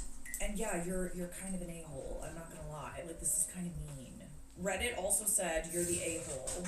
OP updated and said, thank you to everyone who gave me the honest assessment that yes, I would indeed be the a-hole if I excluded my friend without explanation. Right. It sounds like both are not ideal situations, but it's way more of an a-hole situation if you just stop inviting her, especially if she already knew about it. Like, I have a tough and uncomfortable conversation ahead of me, but it's one that needs to happen. Thanks especially to those that offer gentle talking points. I sincerely hope the issue isn't a symptom of something that requires treatment. If it is, then it's better to bring up sooner rather than never. If it's just a matter of having access to cleaning facilities, I'll check with my housemates before opening an invitation for Addie to use my own. Thank you to everyone for your frank advice. It's much appreciated. Okay, so we do have an update. I followed Reddit's advice and took the issue to my friend directly. I asked Addie to meet at a coffee house so we were on neutral ground. I'm in public, so there's less of a chance of screaming fights. I decided to bring it up closer to the end of our meeting so she didn't feel awkward through the rest of our catch-up. Okay, good. I said, hey, to talk to you. Something has changed in the past few months, and I wanted to make sure that everything's okay. I've noticed a strong smell. Do you have a place to do shower or laundry? Do you need help? Okay, good. This is good. I let her know I felt the need to bring it up because I care for her, and as friends, we need to look out for each other. Good. Addie was, as expected, mortified. It really hurt to see her so distressed. She apologized several times for causing me discomfort. She really is too nice. She assured me she did have access to those facilities and didn't know what the cause of the smell might be. Because she was assertive about wanting to solve the problem, I offered that maybe some clothes she thrifted. Some garments require special care, like dry cleaning. Addie said that was possible and assured me that she was going to start working on a solution as soon as we said goodbye. It was predictably awkward after the news broke. When I left, I was sure I lost a friend. But since then, we've been texting jokes and personal updates as per usual, so I think we're okay. This is good. As for the problem, I don't know if it's been put to rest quite yet. We both got new jobs recently, so we won't be able to see each other until right before the party. I should probably have another brief coffee date before then to see if Addie's solution worked. But now that the subject has been breached, I feel better about bringing it up in the future if needed, especially because Addie will know where I'm coming from, a place of love and concern. So this is good. And we do have one more update that's very short but worth it. I saw Addie recently and the smell's gone. I honestly, like, let's say you have like something in your teeth or something, or like you have something on your face. I would much prefer someone pull me aside. Pull me aside. Don't say it in front of other people. Maybe I'm stinky. Maybe I like just need a little spray or something, or a little wipe. I would much rather someone pull me aside and be like, oh, sour. you know, in like a friend way, okay? Like, it's happened before. I take like 2 showers a day, so I'm pretty conscious of it. I feel like it's better to just like pull someone aside and tell them than it is to just like ignore it, slowly uninvite, whatever. It's silly. It could be resolved, okay? Addie asked me if I could still detect the smell, and when I said I didn't, she told me she'd laundered her entire wardrobe. So it seems the issue was indeed laundry-based. Yeah, as someone who used to thrift a lot, you gotta smell the armpits before you buy. Those old ladies do be donating some nice stuff, but like, that's been in the mothballs for a bit. We're both pretty excited for the party, and I'm so glad she'll be there. I think in a weird way, being honest about the situation actually made us closer friends. Thanks again, everyone. Yes, because it's like, it doesn't have to be so serious, you know? Alright. I'm glad you guys resolved it. I'm glad the stink is gone. Nobody wants to know the stink, you know? But it could be part of, like, you know, a wider 14 issue, and maybe nobody's ever told you. It's not something that's brought up. That's something that you rely on, like, your close friends and family to tell you. I'm glad that this is resolved. Yay, I love a happy ending. We have some more friend feuds for you. Coming right up. Serving it up on a nice hot plate. Am I the a-hole for filing a police report on a good friend who was caught on video stealing my boyfriend's camera at dinner? She refused to help me replace it in full or contribute to the cost of replacing it. So some context. Setting the scene. We were out to dinner one night at an expensive hotel. My boyfriend let me borrow his Canon G7X. Oh, I have that camera, good camera. To take pictures with my friends. At the conclusion of the dinner, I went up to the room and realized the camera was gone. I went right back down to the table and no one had seen it. I immediately got with hotel security and she's on video, clear as day, swiping the camera when my back was turned and shoving it in her purse. Oh, hell no. I covered for her initially with my friend and contacted her to find a resolution. Why? She had taken the camera with her and my other friends to a club after dinner, which I did not attend, and lost it there. Oh. Ooh, this is sticky situation. Sticky fingers and a sticky situation. For background, this is my good college friend, who I know well, the camera thief. She's been taken on free trips to Coachella and St. Bart's on my dime, not kidding. She's using him. As well as many other things. We've done a lot together and are good friends, so I expected her to feel sorry. Initially, she lied, saying she did not have it. When I told her we had the video, she confessed, and yes, she took it, but lost it at the next bar she went to with my other friends. It is now gone. I asked her to help me replace it by going in on me with the cost. Okay, even that's too nice. She has refused all resolutions, and now I feel I have nothing left to do but file a police report and let them handle it. It is impacting my relationship, and I'm furious my friend is not helping at all. Why should I be on the hook for something that she stole? I have given her 3 weeks to help me resolve this, but she insists she's going to do nothing. I'm being pressed by my boyfriend to either replace the camera or help him file a report with her info and the footage. I even asked her to throw in half or less than half the cost to help, but she still refuses. I do not want to get her in trouble, but I'm at the point where I feel she really does not care. In all honesty, I feel like this friendship is over, but at the same time, I would still like give her a heads up. I've ended friendships for less than this. Does it mean that I'm gonna call the police on those people? Maybe not. I would still give her a heads up. Or like sue her, but like at the end of the day, it's like, she doesn't really seem to care based on what you've said, so Tough sitch, eh? So, update. I sent her a text this morning telling her if I do not receive the full cost of the camera or shipping confirmation of a new camera from an approved vendor to a provided address by end of day Friday, we will be filing a report with the police Saturday a.m. I felt like an a-hole typing this out to her, but I have to do it. Update number 2. She told me she's sick of me and I will be receiving a tracking number by 12 Eastern on Friday and not to blame her if the package is never received. I told her if she was my friend, she would be sorry, and in no way will I allow this to be flipped on me. Should I ask if the camera is new or the one that disappeared? Okay, see, yeah, I was a little worried about that. Interesting that she just so happened to have lost the camera that she stole. Update number 3. She sent me a tracking number via FedEx. It says it's a waiting package. I've asked her repeatedly if she's sending me the original camera, assuming it magically turned up, or a new one. She refuses to answer and only tells me to stop bothering her. Update number 4, I'm more and more convinced my friend, camera thief, took the camera hoping I would replace it for my boyfriend, gifting her a free camera. For background, this friend is heavily involved on Instagram and loves taking pictures. The Canon G7 is coveted by women because it is known as the Instagram camera. This is true, I have it. That camera, at sunset on a beach, chef's kiss. Even if you wanted to buy one at full price, they are out of stock everywhere. Let's hope it gets returned with this tracking. FedEx says it's still a waiting package, even though shipping info was sent to them at 7 p.m. Okay. Interestingly, Reddit actually said that OP is the a-hole. Mode. Okay, so that's serious. I'm like a little confused because I feel like this is kind of justified, but maybe I'm missing something. You're the a-hole. Is there a reason you're choosing your thieving friend over your boyfriend? That part.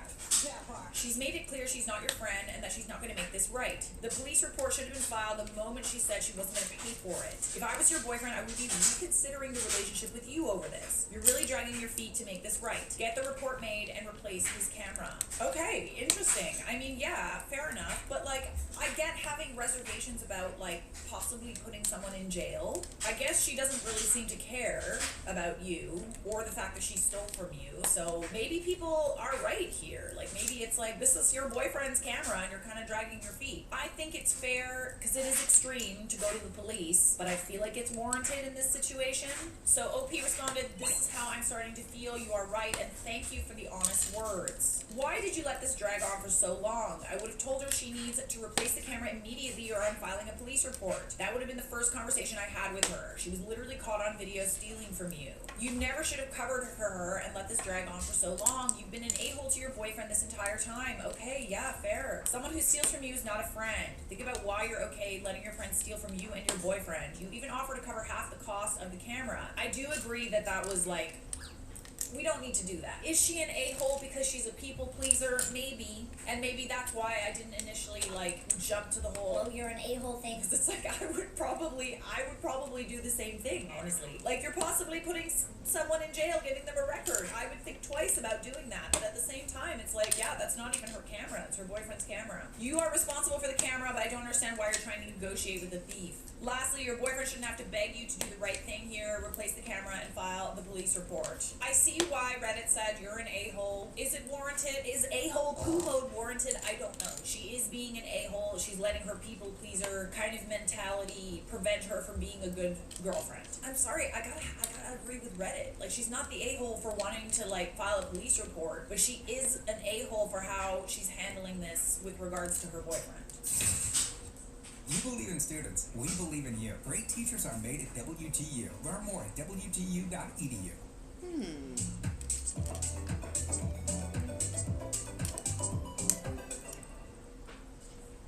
What's the secret to peak health? Going micro with Noom. Micro habits, micro wins, even microdose GLP-1s. Fuck off with GLPs. Heck yeah. Now starting at just $79.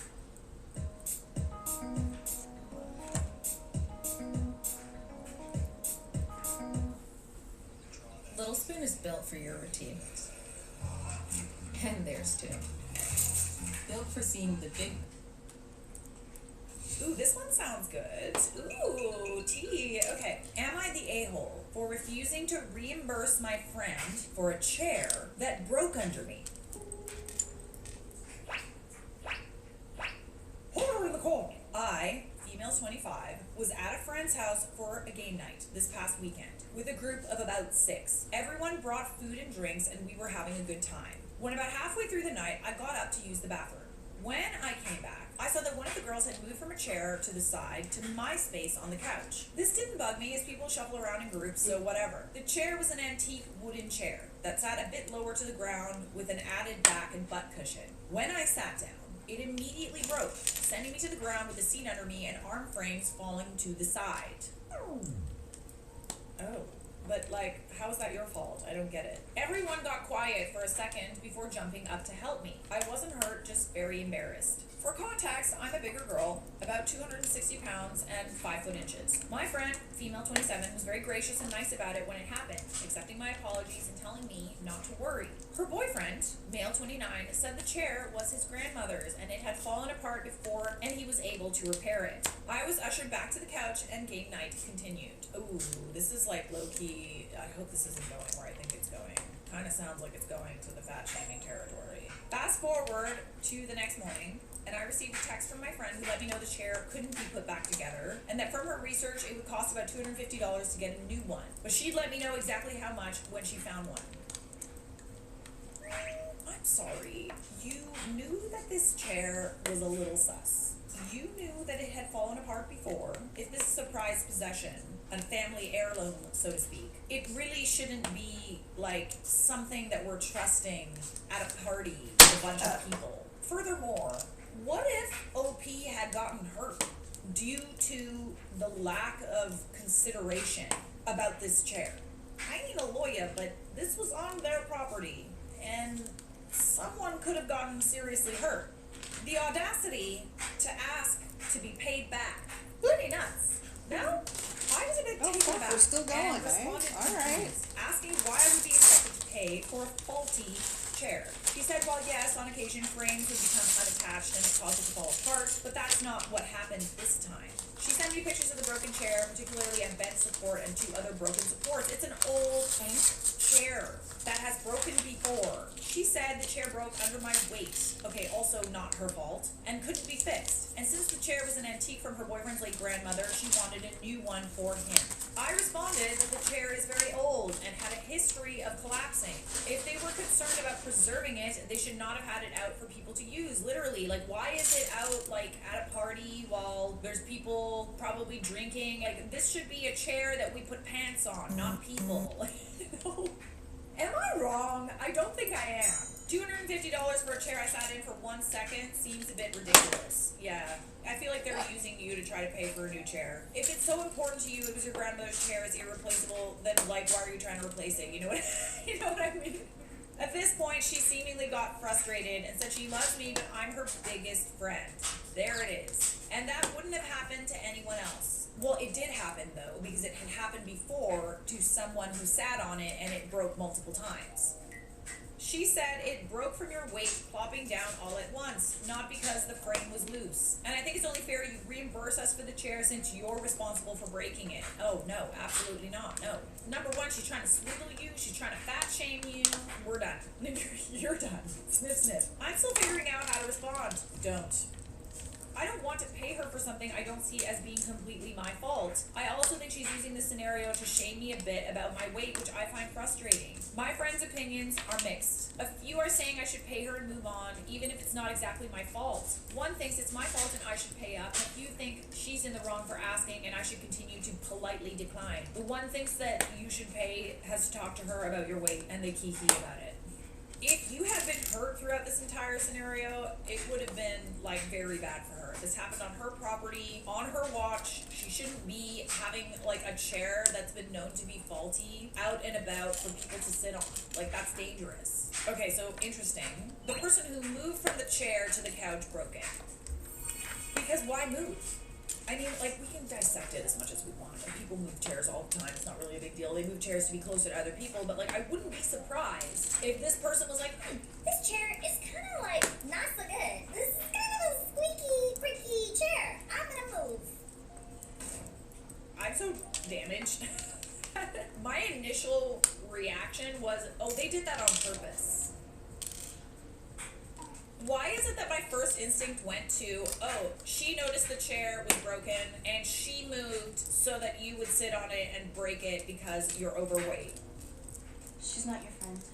Or maybe she broke the chair. I don't know. God, I'm so jaded. Okay, let's not assume.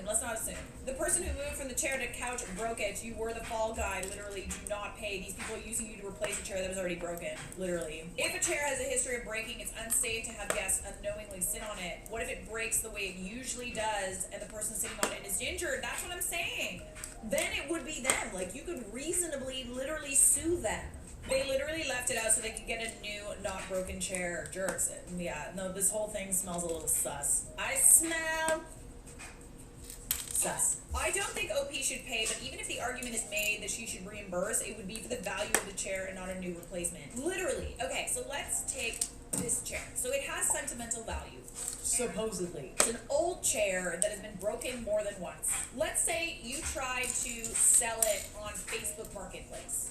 Do you really think that you'd be able to sell a broken antique chair for $250? You'd get $20 at, like, the most. Antique usually does not mean valuable, it means old. I can't imagine the value of an old, previously broken and pieced back together chair for more than $5. There ain't no way.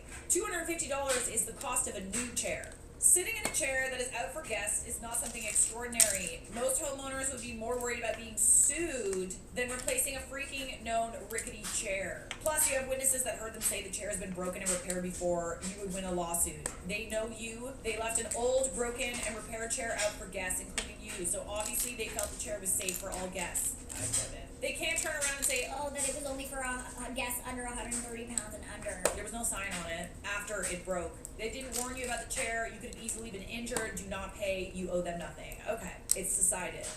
You're not the a-hole. You guys have a dime. Am I the a-hole for not canceling plans to be there for the birth of a friend's baby? So, I, 27 female, reconnected with a childhood acquaintance, 29 female, recently when she moved to my city. My dad and her mom used to work together. We weren't close growing up, but when she moved to my city around 5 months pregnant, she reached out. I know how lonely it can be to move somewhere new, so I agreed to hang out and tried to help her settle in. When I moved here, I didn't know anyone either, and now I'm the only one she knows. At first it was fine. I did little things like I drove her to look at apartments. She didn't have a car. I helped her run errands, and my dad even built her furniture when she got an apartment.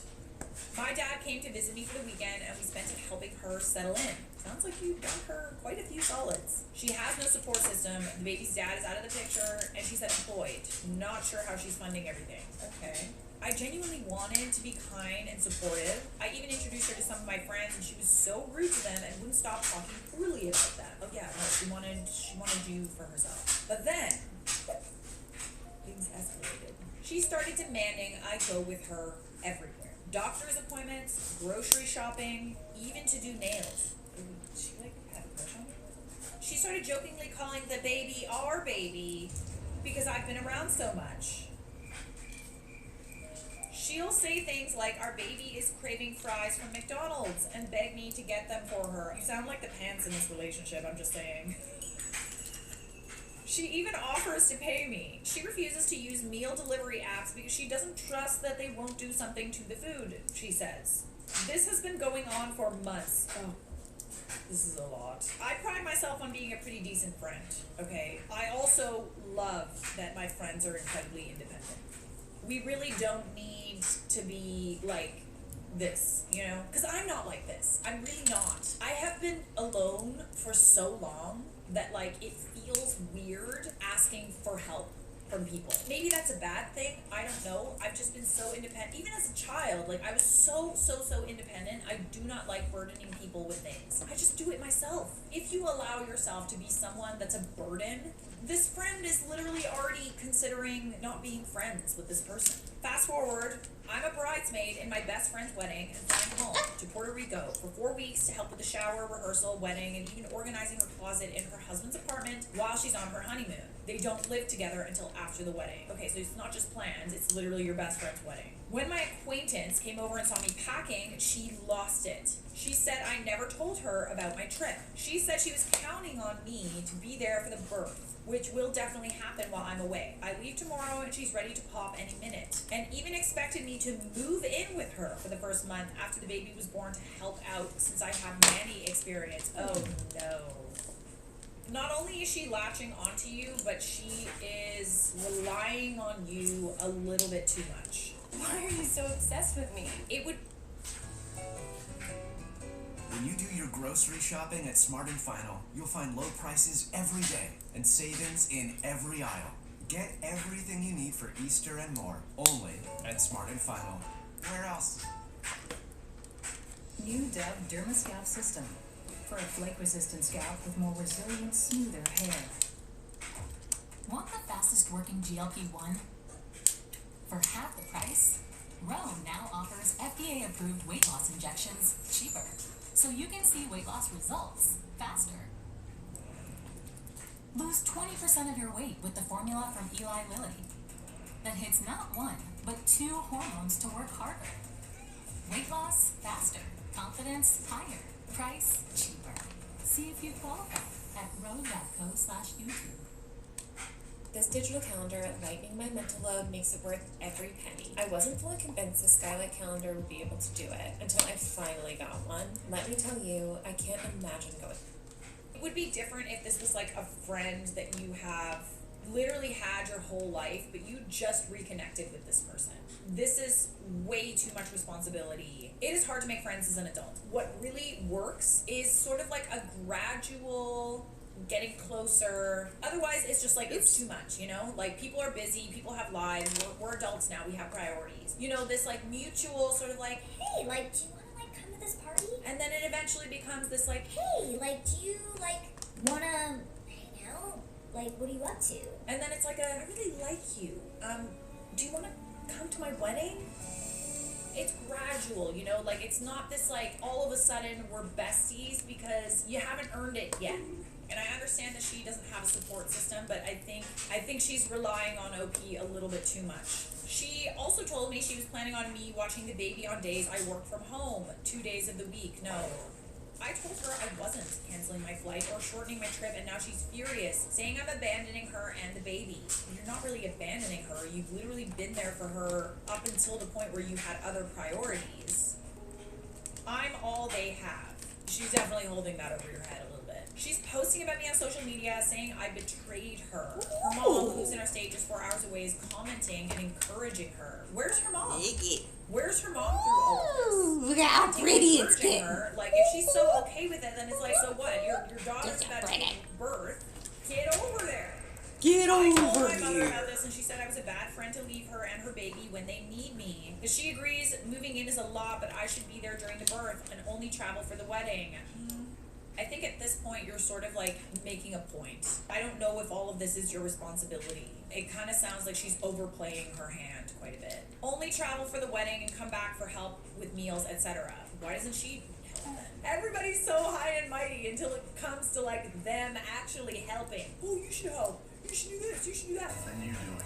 She told me she won't be picking me up from the airport tomorrow because she knows I'll do the right thing. So am I the a-hole?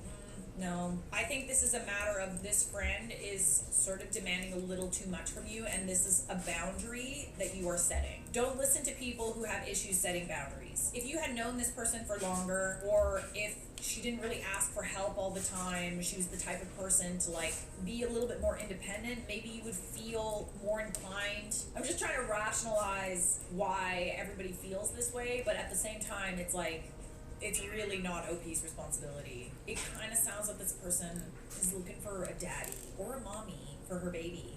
If you don't set the tone now, she is gonna make out with you. What kind of fatal attraction gaslighting nonsense? is this? No, you're not the a-hole. You did not agree to be this woman's life partner. That's what I'm saying. That's what I'm saying. Like, how did you suddenly become her child's baby mama?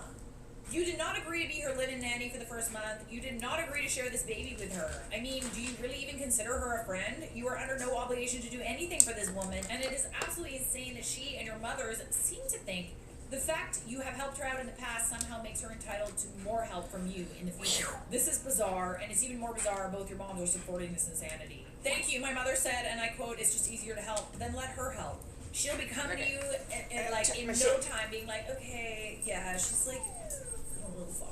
If you're getting the heebie-jeebies from a friend, trust that. Sounds like you're feeling a little bit uncomfortable, I'll just say that. So, you are not the a-hole. This guy.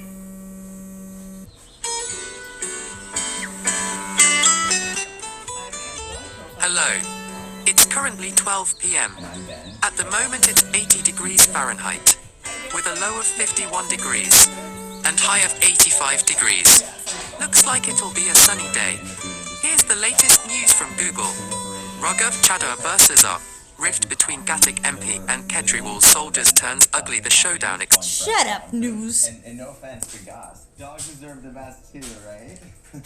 But yet not a single company that was making fresh food for babies. Baby food in the grocery store is literally older than the baby that's eating. Which was crazy to us because baby food is some of the first food you eat beyond breast milk. It's some of the most critical nutrition you can put in a child's body because they're growing so rapidly at that time. The conversation really went from someone should fix this to We should fix this. yeah. It could be us. So if you've ever tried baby food off of a grocery store shelf, you'll notice that the texture's a little off, the color's a little off. It really doesn't taste like fresh food. For a baby food to be able to sit shelf stable on a grocery store shelf means that it has to be super highly processed. You're cooking off a lot of those valuable nutrients and vitamins that you'd find in the fresh food. I made our very first products in our kitchen at home in San Francisco. Our apartment constantly smelled like steamed vegetables. I remember that first flavor, carrot apple ginger. I can still taste the ginger. At Little Spoon, we use cold pressure instead of heat to keep our product fresh in the refrigerator. It's a lot like fresh fruit and vegetable puree that a parent might make at home themselves as opposed to something that you would buy off the grocery store shelf. We looked around and we saw that trust was deeply eroded. Recalls, congressional investigations, issue after issue after issue. We knew the parents deserved better. So we looked to the EU, which has best-in-class safety standards, and aligned our Little Spoon standards to that of the EU. We test for more than 500 toxins and contaminants, and we go a step further. We share those results with our customers on our website. And if they don't meet our standards, we don't sell the product. When we launched Little Spoon, we launched with our baby blends line, and our customers came to us and they were telling us that they wanted more from us. And ever since then, we've been seeing customers kind of cleanly transition into blends, biteables, and plates. When we were starting out, we had so many doors shut in our face. Some of the first yeses that we got are from partners who we still work with today. There are some organic farms that worked with us when we were super small, buying 20, 30 pounds of something that now we buy truckloads of things from. All these years later, having more than 100 spooners working with us every day, we are feeding nearly 3% of babies. We sold close to 100 million meals and counting, and that is a responsibility that we do not take for granted. The future of kids' food is one where all parents can feel good about what they're putting on their kids' food. But we are raising the bar for parents everywhere, for the industry, to really drive meaningful, lasting change and make parents' lives easier and kids healthier. I mean, that is what we're all about. And we are just getting started. Our team makes fun of me all the time for saying this line over and over again, but it's true. We are just getting started. We also say let her rip a lot. Can I get the going? Yeah, do it. Let her rip. Friends are over here? Your friends are over here? Yes.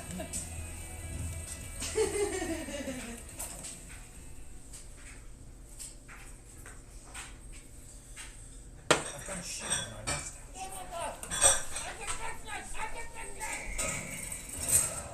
Apparently I can't fix this. Friendship pays, you know,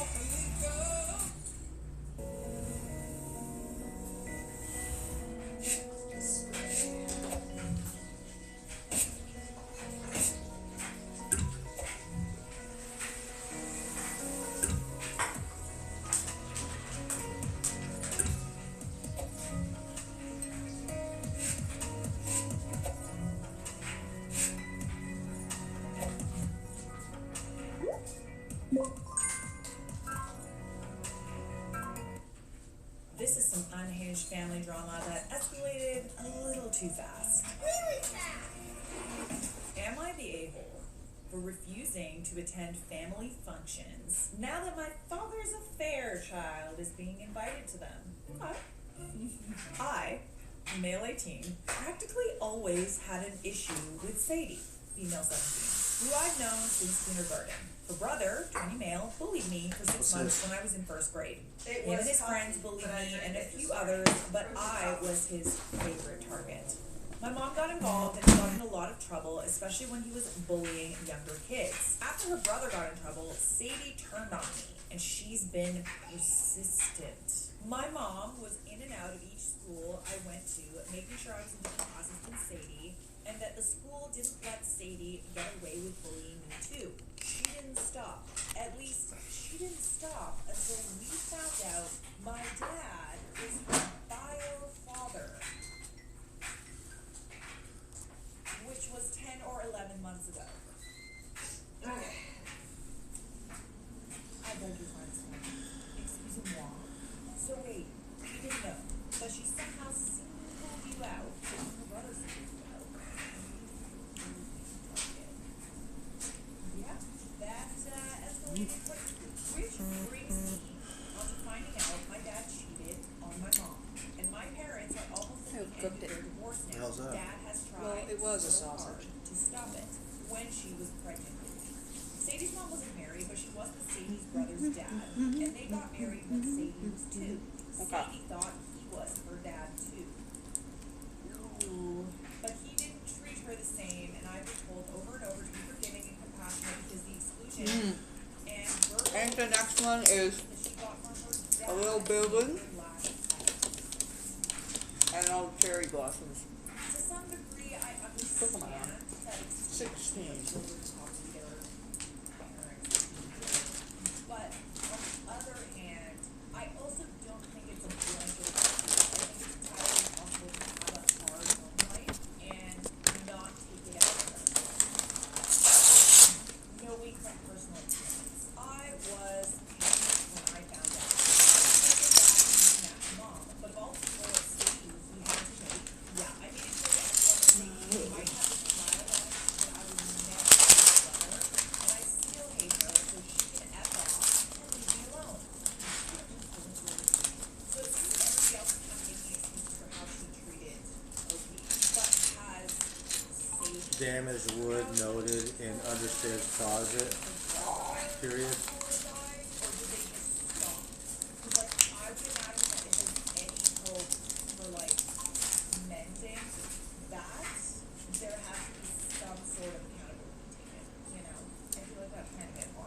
My dad's family aren't talking to him either. They don't like the mess he made, and they tried to rally around me and mom. But a few months ago, they started to change and would ask us to change our feelings towards Sadie and to find compassion. My mom had none from her, and she told dad's family members there was no way she would family up, her way to describe it, to a girl who tormented me for a decade. Have it checked and repaired by a qualified contractor. Period.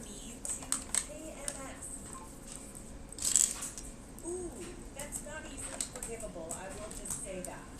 It is time to thank our amazing sponsor, Bombas. As a slipper aficionado, no joke, I have at least 7 pairs of slippers. I feel compelled to tell you about my new obsession, the Bombas Screamer Slippers.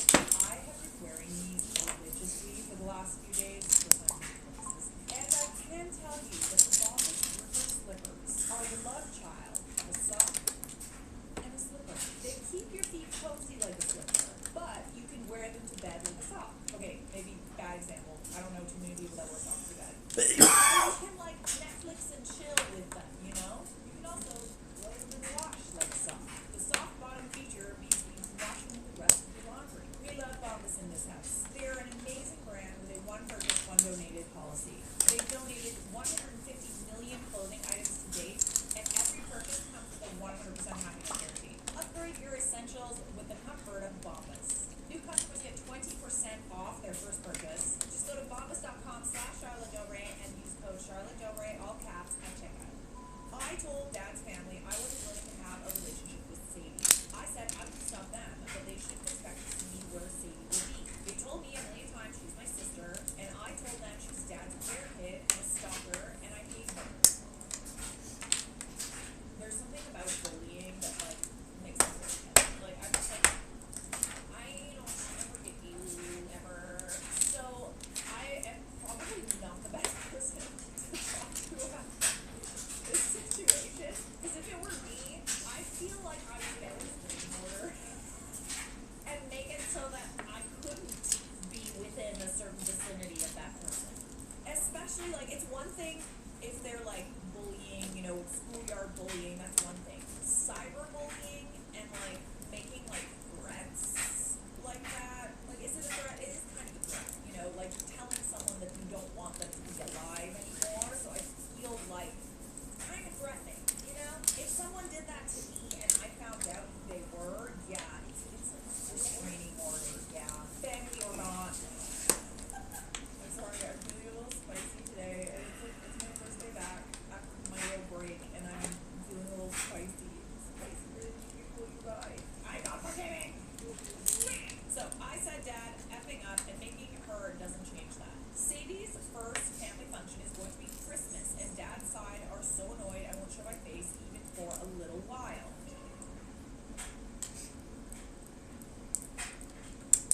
They told me it would be good for me and for Sadie, and I told them I don't care what's good for Sadie. Literally, like, pettiness aside, has Sadie done anything to try and reach out to you to, like, apologize? Like, I don't think I would accept the apology, but I'm just saying, like, it says something that she hasn't tried that. I said seeing her would ruin my Christmas. Just like having to pretend I don't hate her would ruin it. They told me I should see all she's been through and be willing to at least see her for their sakes. Am I the a-hole? I'm sorry, like, what about the you though? Are we not? Is that not like a factor here? Some biscuit, and myself. Maybe I'm being a little sassy. The comments say something. I don't know. Not the a-hole. Time to put people on a contact time out. Literally. Like, I fail to understand why only Sadie's feelings are being taken into consideration here. Like, there's a multitude of reasons why you don't want to hang out with this person or be around them. And why is only her feeling being considered and all of her behaviors being excused? Like, such a double standard here. OP responded and said, never thought I'd be in this position, but you're right. At this point, we're going around in circles and they're going to turn on me more as they realize there's no compromise for me. Okay, so, like, let them. I don't know. I feel like you kind of have to, like, set a bit of a boundary here. I mean, it says something that, like, you know, they're the ones that are pushing for this, and meanwhile, Sadie hasn't done anything to, like, make up for how she tormented you and got her brother to torment you for years. So, here's a nice little petty response. Every message that they send telling you to forgive her, reply with a screenshot of her telling you yourself and ask, are you talking about this? Honestly, I would have said the word, but I feel like it's I needed to say it out loud, you know, just the with regards to this kind of stuff, it's like, oh, we should be forgiving, we should be the bigger person. You know what? I'm not Jesus, okay? I'm Charlotte Dobray, and I'm a petty bitch.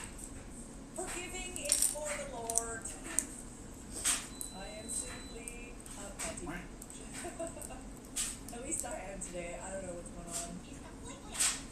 Do you still have those messages where she cyberbullied you, print them out and put them in a nice frame and make that your present to your dad's family? A copy for everyone telling you to forgive her.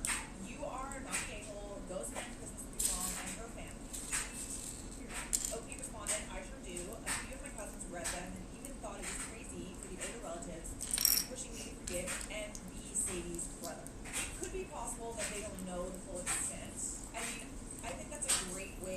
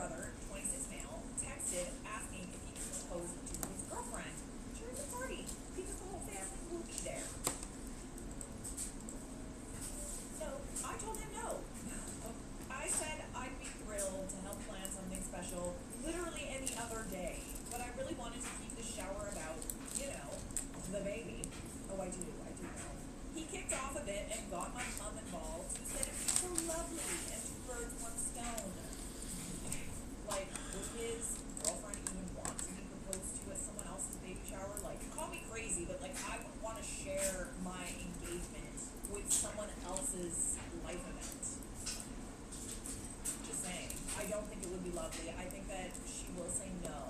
I said no again and thought that was the end of it. On the day, during the toast, my mom called my brother up to say a few words. He starts chatting about love and family, and I see him pat his pocket. He turns to his girlfriend and starts to go down on one knee. Oh no.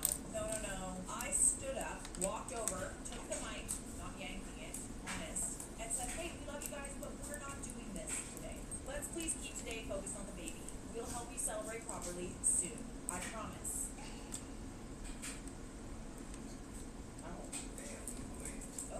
Expert boundary setter. The room went dead quiet. So there's one thing about this that's like, okay, was the surprise already spoiled? Could she have said it without implying that that was their engagement? I don't know. I'm also curious to know if like the girlfriend like knew or was like okay with it. So the room went dead quiet. His girlfriend looked mortified and led it to the blues. My brother got angry, said I'd embarrassed him, and left. The rest of the shower was awkward. Afterward, a few family members said I did the right thing and that proposals at other people's dues are tacky. Including dues. I mean, I'm sure the British people watching are going to me in the comments. Okay. Others said I should just let it happen and not cause the scene. They're right. For the record, like if I say something that's kind of people pleasing, does it mean that I'm right? No. It means that I try to keep the peace and I try to be able to Potato and sausage party. I think a lot of women can relate to that. I'm gonna shake up them taters. You shake up them taters. What's the secret to Shake Michelle? them up. Micro habits, micro wins, even micro does GLP-1s. Now starting at just $79. Skyscanners are just billions of prices decrease all of your travel deals. Sell in all the places with Shopify. Online, in person, and across social. And track every change, all in one place. It's time to sell everywhere. It's time for Shopify. Start your free trial today. Holy gang. Alright. Now taxes is a TurboTax expert, doing it all for you. You get a flower. You get a peach. While keeping you in the loop. Flower.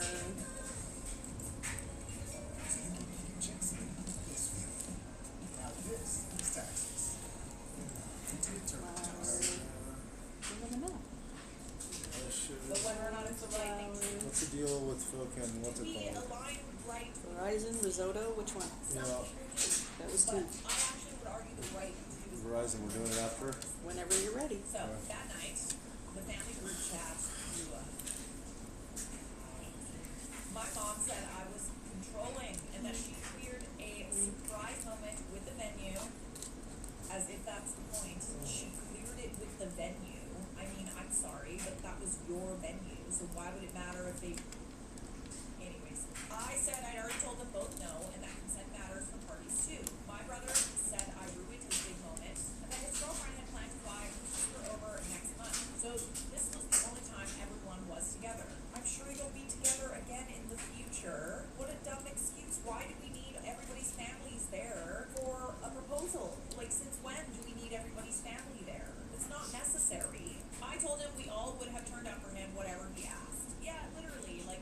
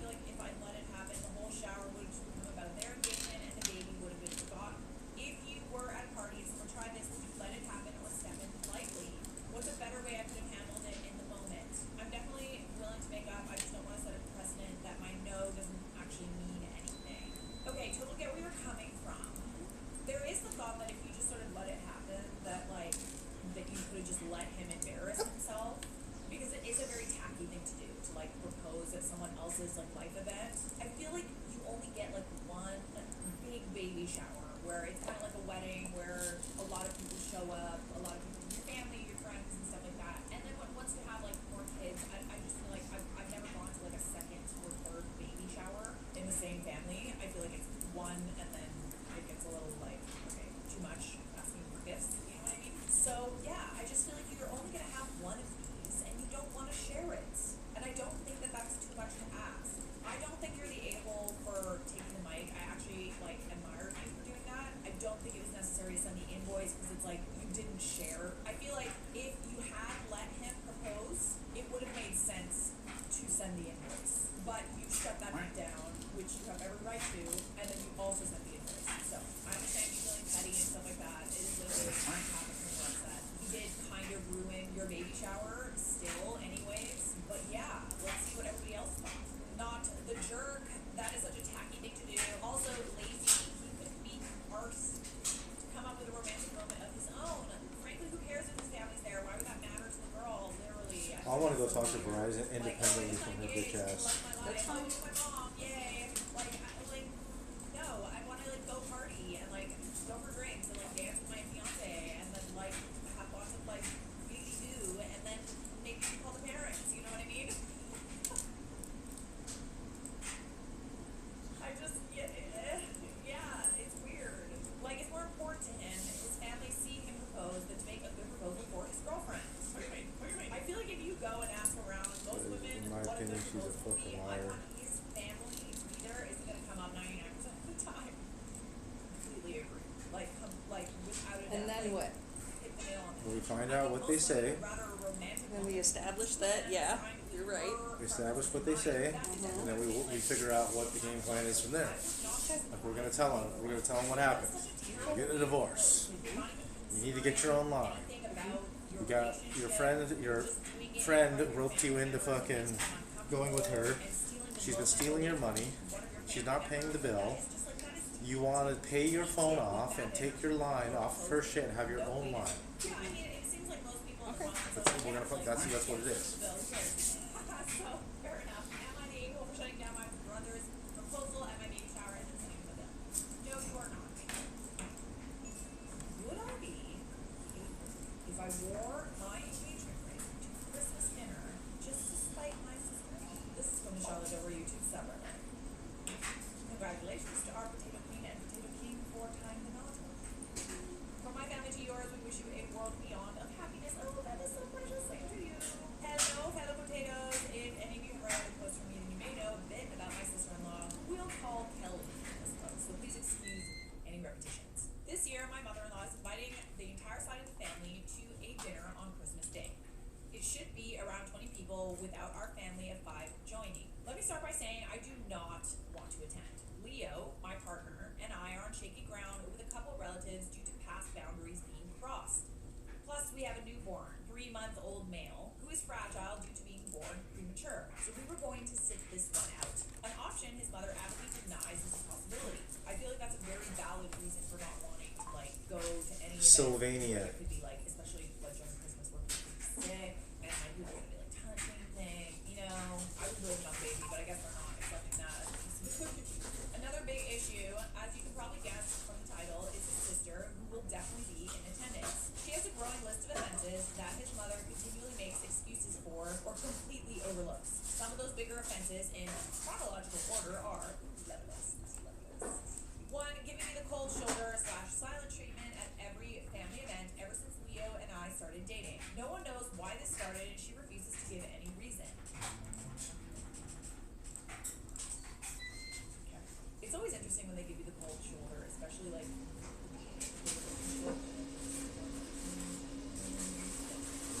let's just forget you were ever a bad. Number 2, organizing an intervention when I got pregnant with mine and Leo's. I'm sorry, I keep saying Leo. I'm just gonna go with it. She insisted I had either lied about my very real fertility issues in some ploy to trap my partner into a relationship, or that I had cheated on him and was making him my fallback. For the record, she never apologized or explained why she did this, and when I brought it up to his mom, she insisted that it's just so common nowadays, or she was just looking out for her brother. It was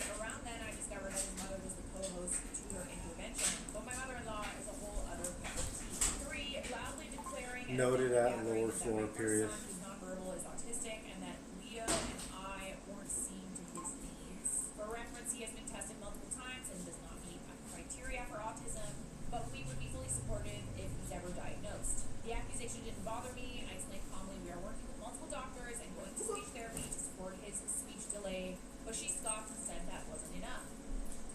She's kind of like making me really difficult for you.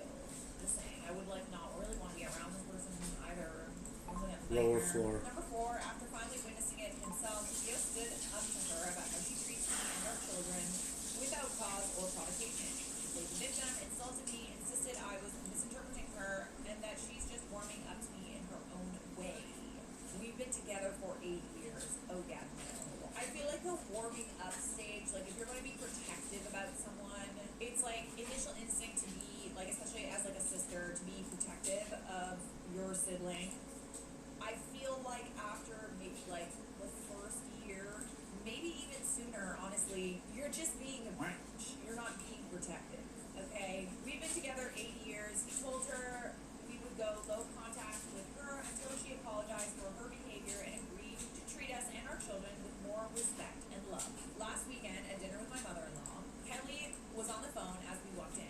Leo's mother insisted he talk to her to just say hi and start the healing. She took that chance with him on the phone to only talk about herself, specifically how big her engagement ring that her and her partner were crafting together. It made Leo see red. A bit more context may be needed here. Kelly has a tattoo that she got as a young woman, a sun with 5 points, because she apparently was always talking about how she wanted to mother 5 children one day. When Leo and I had children first, her demeanor became even icier than when we were dating. She even said to him once that she doesn't care about our children as much as her friends' kids. That comment hurt Leo greatly. Oh. This is like kind of crazy and mean. Like, why is he so mean? Stop it. Leo and I aren't married. We wanted to wait until after we got a home together. We aren't even engaged. He has the ring, an heir to the ring my father gifted to us when we were ready to take our first step. I've never been allowed to see it, but Leo told me it's a stunning 24-karat gold band with fine diamonds and a decently sized middle gem. I accepted his joke proposal with a ring pop after the first 4 years. He knows I hate expensive and extravagant things, but my family ring is the one exception. So here is where I may be able. They call themselves the consumer attorneys of California, but they're not for consumers. They're funded by billboard lawyers, like the downtown LA law group, under criminal investigation for allegedly paying people to file false sex abuse claims against Los Angeles County. A $4 billion settlement, the largest in U.S. history. Attorneys made more than $1 billion while local taxpayers got screwed. Stop the billboard lawyer scam. Fight back at protectcaliforniaconsumers.com.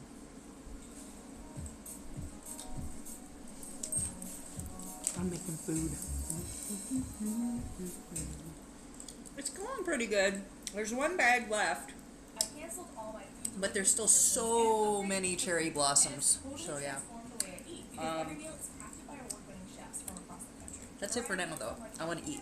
Bye, love you, bye.